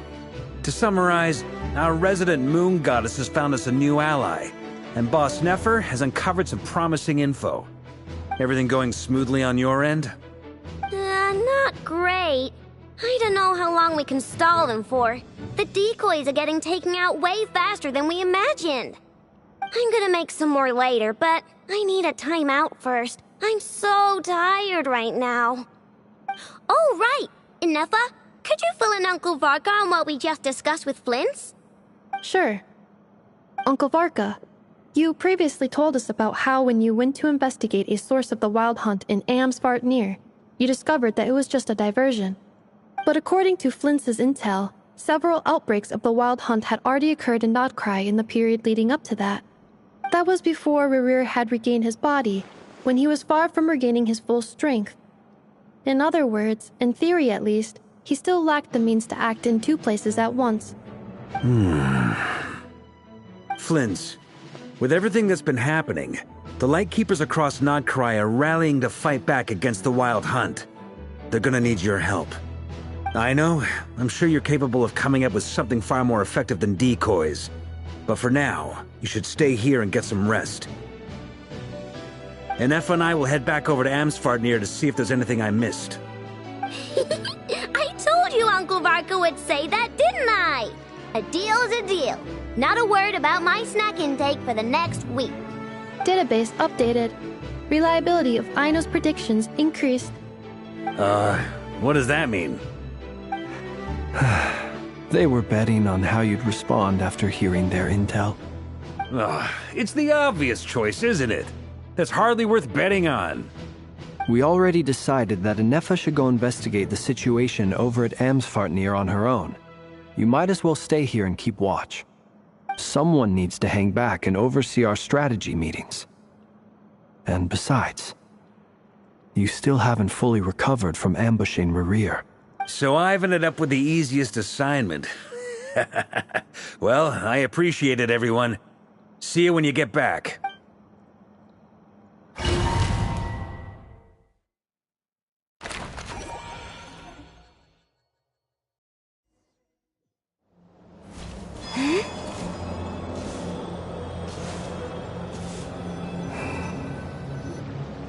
Here, this will serve as a good spot to cross over. Arlecchino, hold up a second. Since you brought us all this way, would you mind telling us what you've got planned? We still haven't got the slightest idea what's going on here. And if even Columbina doesn't know where the iridescent moon's marrow is, how do you? Simple. Because I am an inheritor of the royal bloodline of the Crimson Moon. And one of the last surviving embers of the Two Worlds' flames. Huh? Are you serious? Isn't you're a descendant of that Crimson Moon dynasty we were just talking about? The one from ancient Conria? Your surprise is understandable. I was also taken aback when I first learned of it, but the more I thought about it, the more I realized the signs had been there all along. When I was young, I discovered I could wield a very special kind of fire. It coursed like blood through my veins and smoldered away inside my nerves.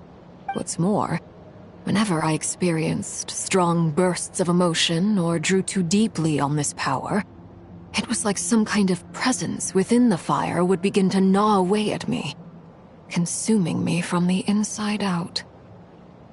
Exactly. That is why my hands are like this too. At first, I saw it only as a curse, but once I became a harbinger, the jester apprised me of the truth.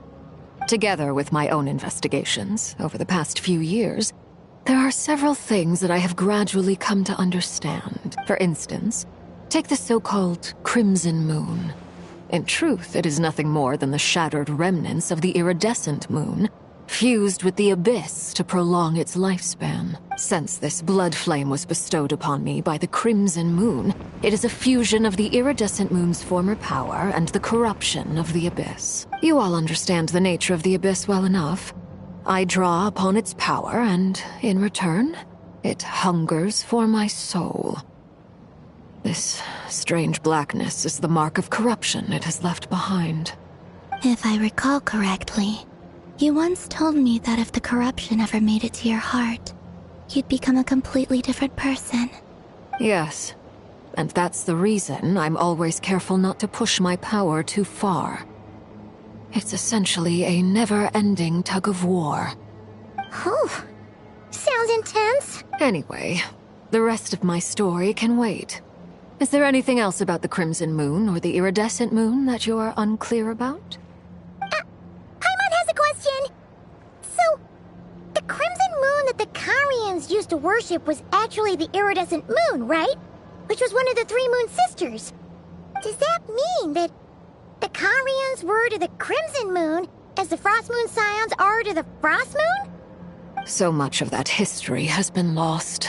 We have no way of knowing exactly what they were like. But I would suspect that the Conrians weren't as devout in their moon worship as it might appear. The iridescent moon's remains simply served as their link to the abyss. Later on, perhaps someone discovered a way to make direct contact with the abyss. Or maybe there was some kind of ideological divide.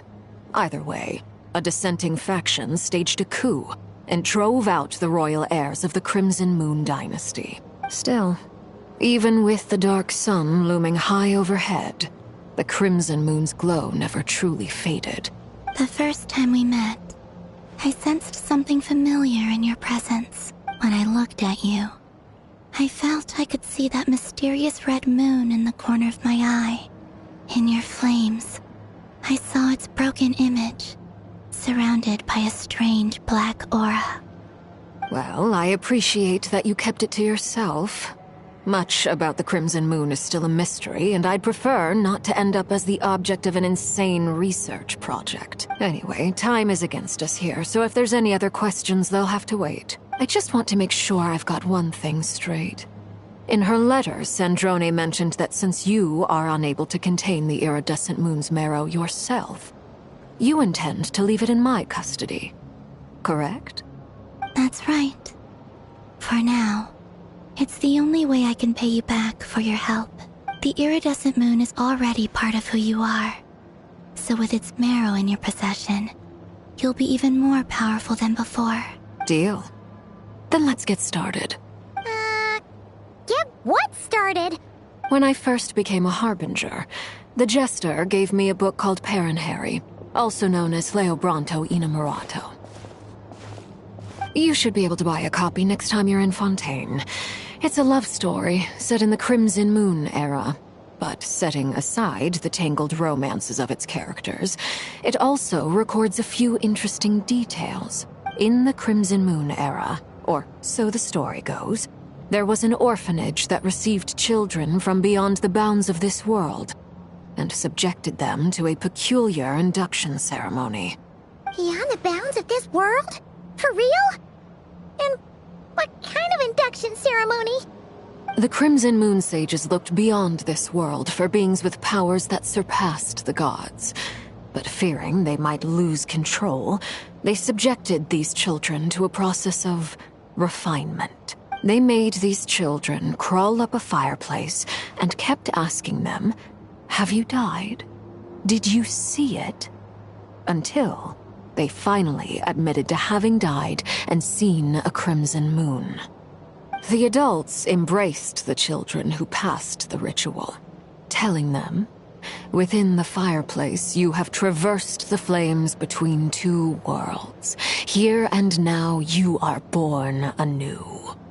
The book leaves much unsaid, but I suspect that this was their way of branding the children they had enrolled, leaving an indelible mark upon them so that they would forever live in the Crimson Moon's light. That explains why I can't sense the Crimson Moon's marrow in this world. It makes sense that it would be sealed in a special space that can only be accessed temporarily through some kind of ritual. But there's no fireplace here. Do you see a chimney anywhere? Oh, are we supposed to build it ourselves? That won't be necessary. The fireplace is purely symbolic. The key to the ritual is crossing the flames between two worlds. In other words, the flames that burn within me. Those burned away by such flames leave behind a kind of ghostly afterimage in the world. In the days of Conria, people believed they could be used to bridge the gap between the two worlds of life and death. In short, I can open a passage to that space for you. That's the easy part. The catch is I'll need to stay on this side to keep the passage open, so I won't be able to come with you. Once you're inside, you'll have to find your own way. Very well. Then I'll open it up. Traveler, spare me a little more moonlight if you would. I may need it.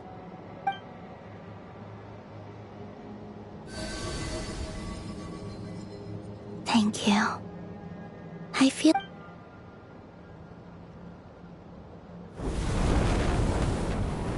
Mistress of the seven hues of ages past, great mother of the present, crimson-clad sovereign of the two realms, by fire severed, by fire renewed, I offer myself now and beseech your descent.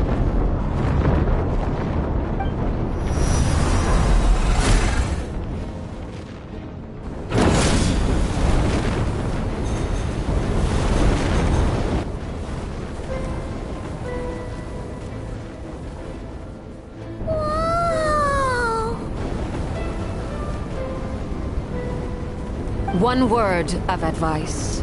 As you're crossing over, no matter what voices you hear, do not answer. Got it! I sense a sinister gloom inside, but also the familiar light of the moon. I feel that I am about to meet an old friend who has changed beyond all recognition. All right, let's go.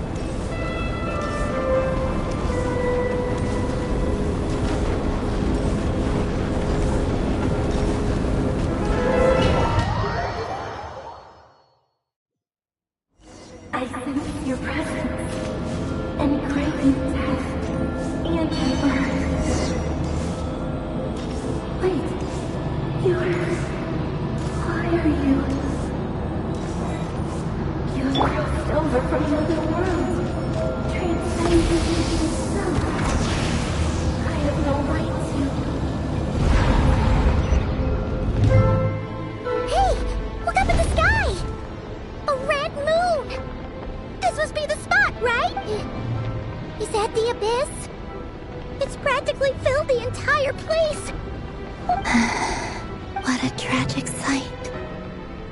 Fragments of your broken body, seized by the abyss. Careful! There's something spooky about this place.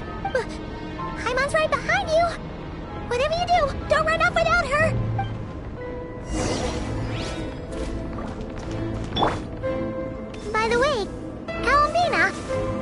tell us that the iridescent moon had shattered into pieces? The moon up there looks pretty whole to Paimon. How is that possible?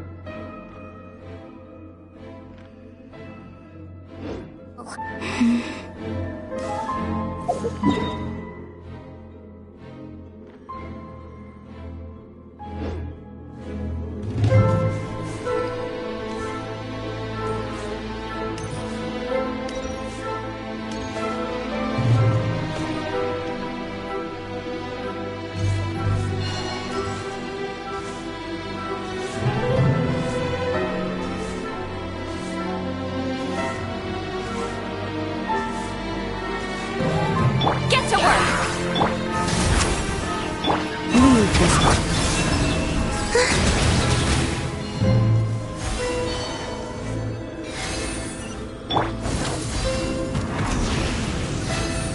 Just like I thought. It was only a facade.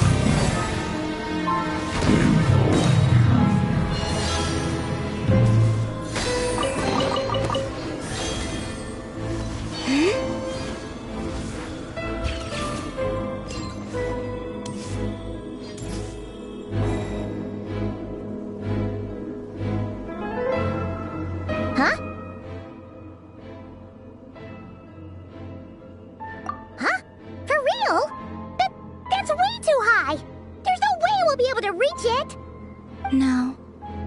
I'm not sensing anything up there. It's coming from under the mountain. Let's see. Ah!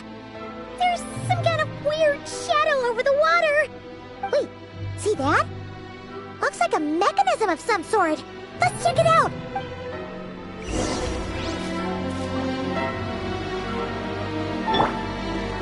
Try and stop me!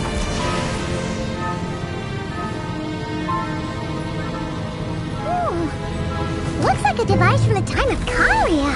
Maybe people once came here to study the Crimson Moon's domain, and they left this behind.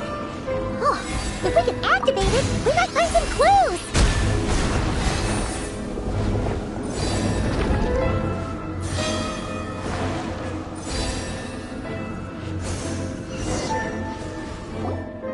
Hey, look at that! Now that the mechanism's running, the shadow in the water looks different. Do you think these mechanisms... Felindis, we'll leave the rest of the research in your hands. We'll be heading back now. I hope this isn't ruining date night. Ugh. Mind your own business. Just leave me some snacks on the table. Felindis? Is that Rere's girlfriend? How come we're hearing her voice? Oh, yeah.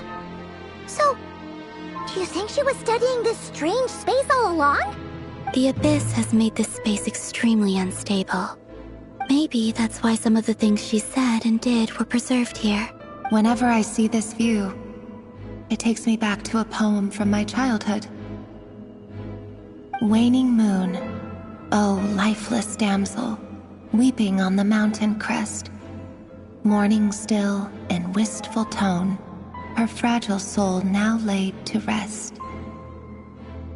For me, of all people, to be here investigating the mysteries of the Crimson Moon space, is it a coincidence or something more?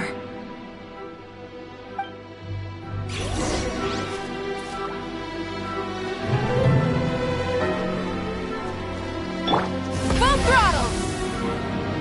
Show no mercy! Leave this place.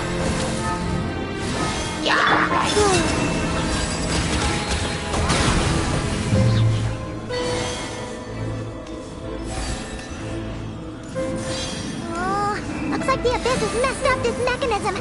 We need to find a way to get it working again. Let's see if there are any other devices nearby.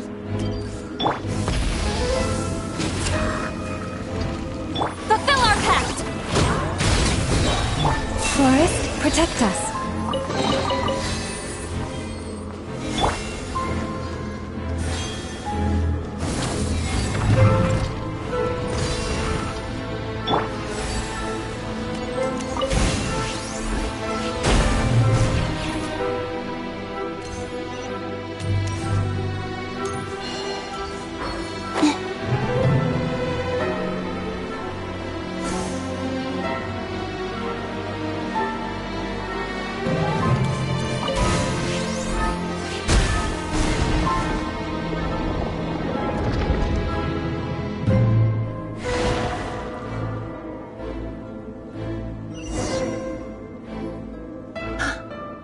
See.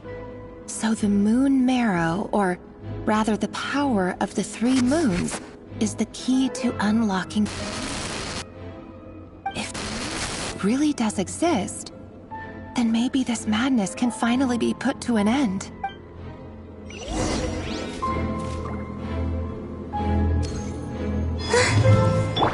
Full throttle!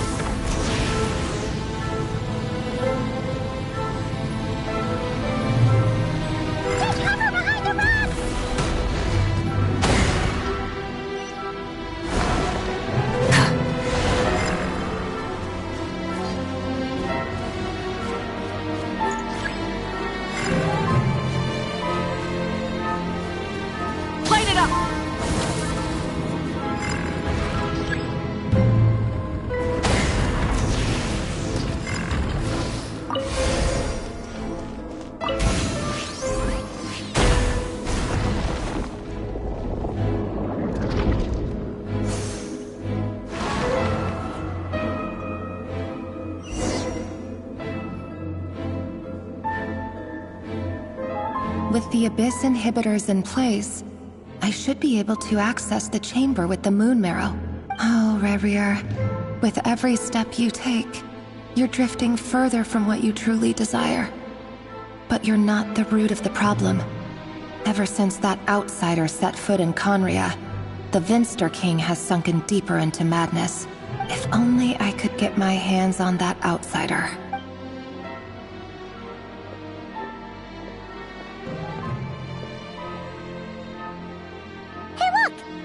Reflection is back to normal.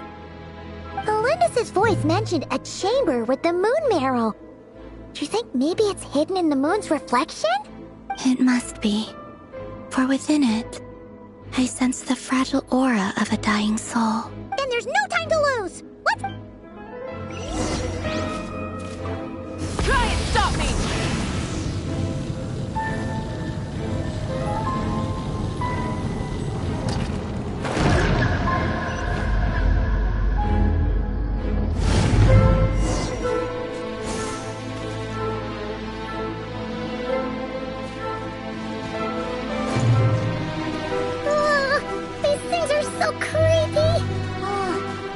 Looks like we'll have to destroy them if we want to get to the iridescent moon's marrow.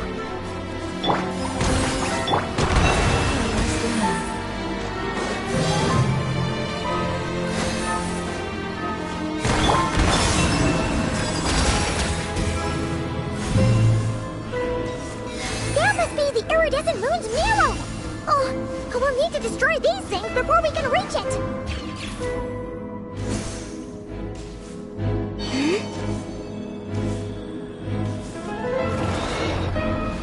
Burn it down! Wayne.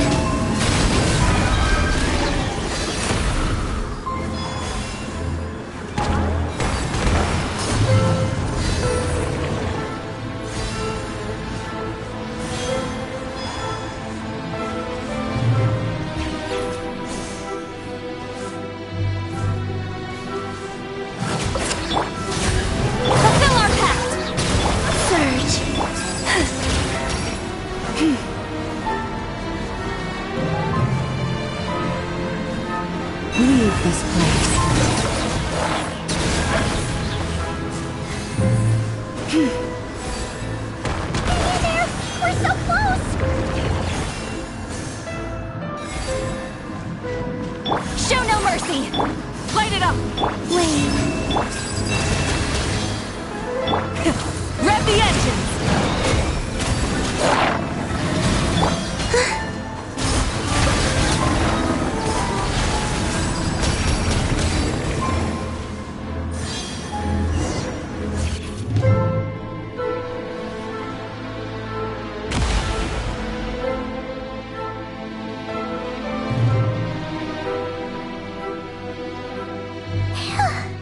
We finally did it! The iridescent moon's marrow, still burning away like an undying flame, yet now contaminated by the abyss. It has taken on a new form entirely. If we can purify the abyssal power within, we should be able to obtain its untainted essence.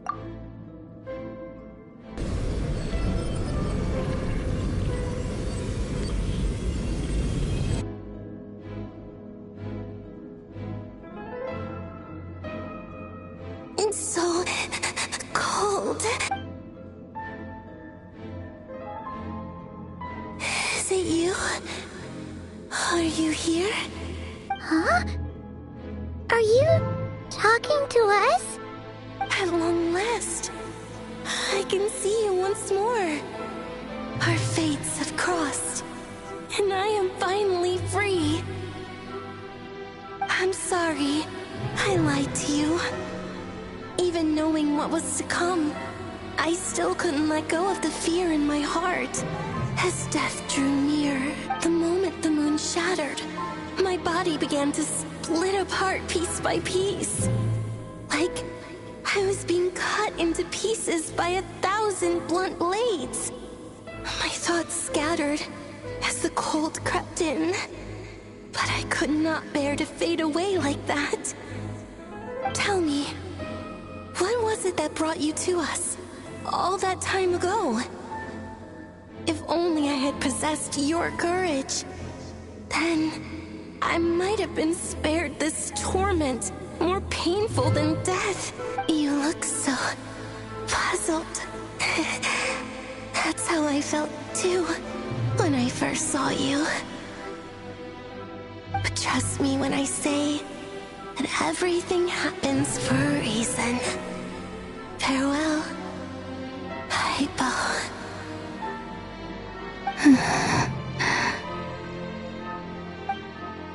What was that all about? It sounded like she was speaking to a long-lost friend. But perhaps she took me for the goddess of the frost moon she once knew. For a fading soul like hers, our auras must be too similar to tell apart. But anyway, we've got the iridescent moon's marrow now. That should help you regain your strength, right? Alright, time to leave this place and meet back up with Arlecchino.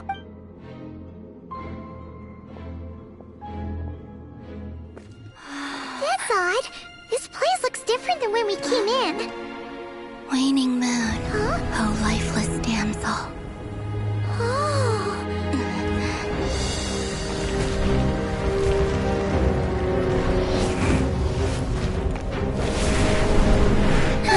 Hurry! The place is collapsing! It wants to trap us here. Who's it? The abyss? Now we've taken the moon marrow. All that's left here is a dark will. It will show us no mercy.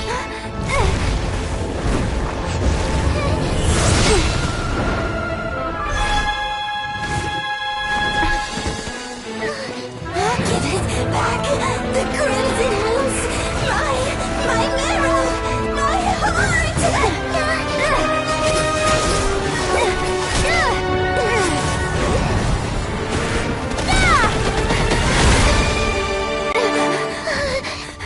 Finally! Huh? Oh no! The exit's blocked! They're back! Now what do we do? This is where you fall. Witness my rise. Hey, what are you waiting for?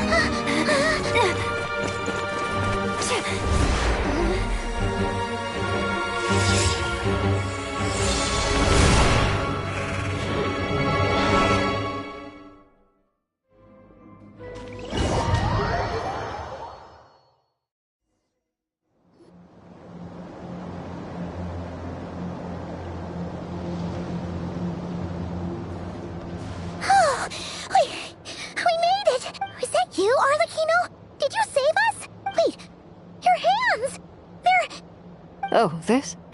Don't worry. It's a small price to pay. The Abyss wanted to trap you inside, and I defied its will by bringing you out. No wonder it's a little angry.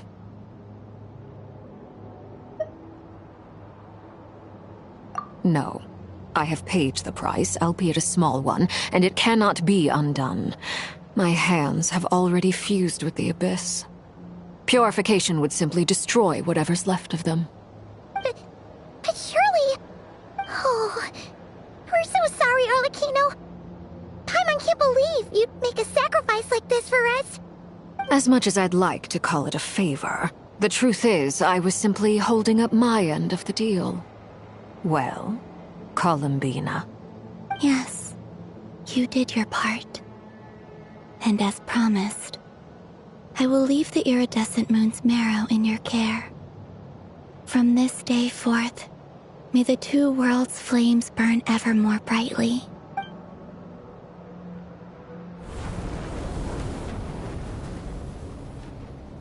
I'll take that as a blessing. Now, Columbina, give me your hand. Accept this moonlight I offer in return.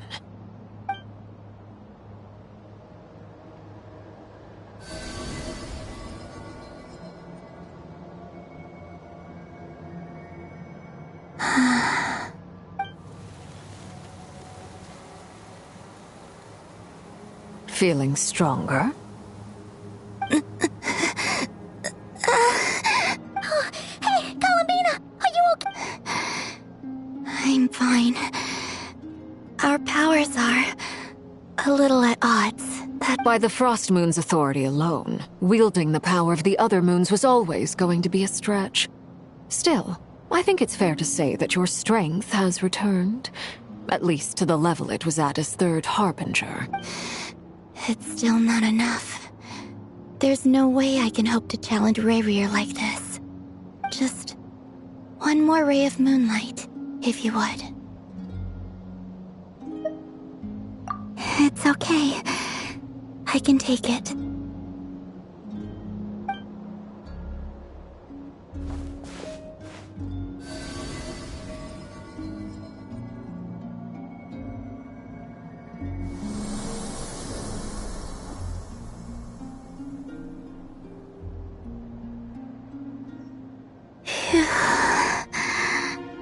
How about now? At the very least, I won't have to stay hidden like before. I want to see him gone from Nodcry. The Rayrir of Solnari and his wild hunt must be sent back where they belong. Well, it's good to have something to aim for. You certainly seem more alive now than you did earlier. When I first met you, you didn't strike me as a ray of moonlight. More like a wisp of fog drifting in from who knows where, ready to scatter at the first sign of a breeze. But now, you're full of vitality. Just like the Frost Moon, once the brightest of them all. May you keep shining, Columbina. This is who you are. Thank you. Look after yourself too, Arlecchino. I know you have plans of your own, and that's why you're always seeking to grow stronger. But whatever you're after, don't let the Abyss take a hold of you. I do not wish to see you go down the same path as Rayrir. I appreciate the concern, Columbina. Although perhaps it's time you took a new name. A new name? Kutar, the Moon Maiden, Columbina. They're nothing more than code names. They describe who she is and the roles she's played, but they're not her real name. We often use code names in the House of the Hearth, too. But it's knowing your real name that keeps you grounded. Up till now, you've been living a wandering life, so you've probably never really cared. All I'll say is this. Once you've defeated Rayrir, give it some thought. All right, that's it from me. I'll get you back safely first, then go meet up with Sandrone. You're the best! I appreciate the gesture. It speaks to your good character. Anyway, let's get going. There are more urgent things to do right now than trade compliments.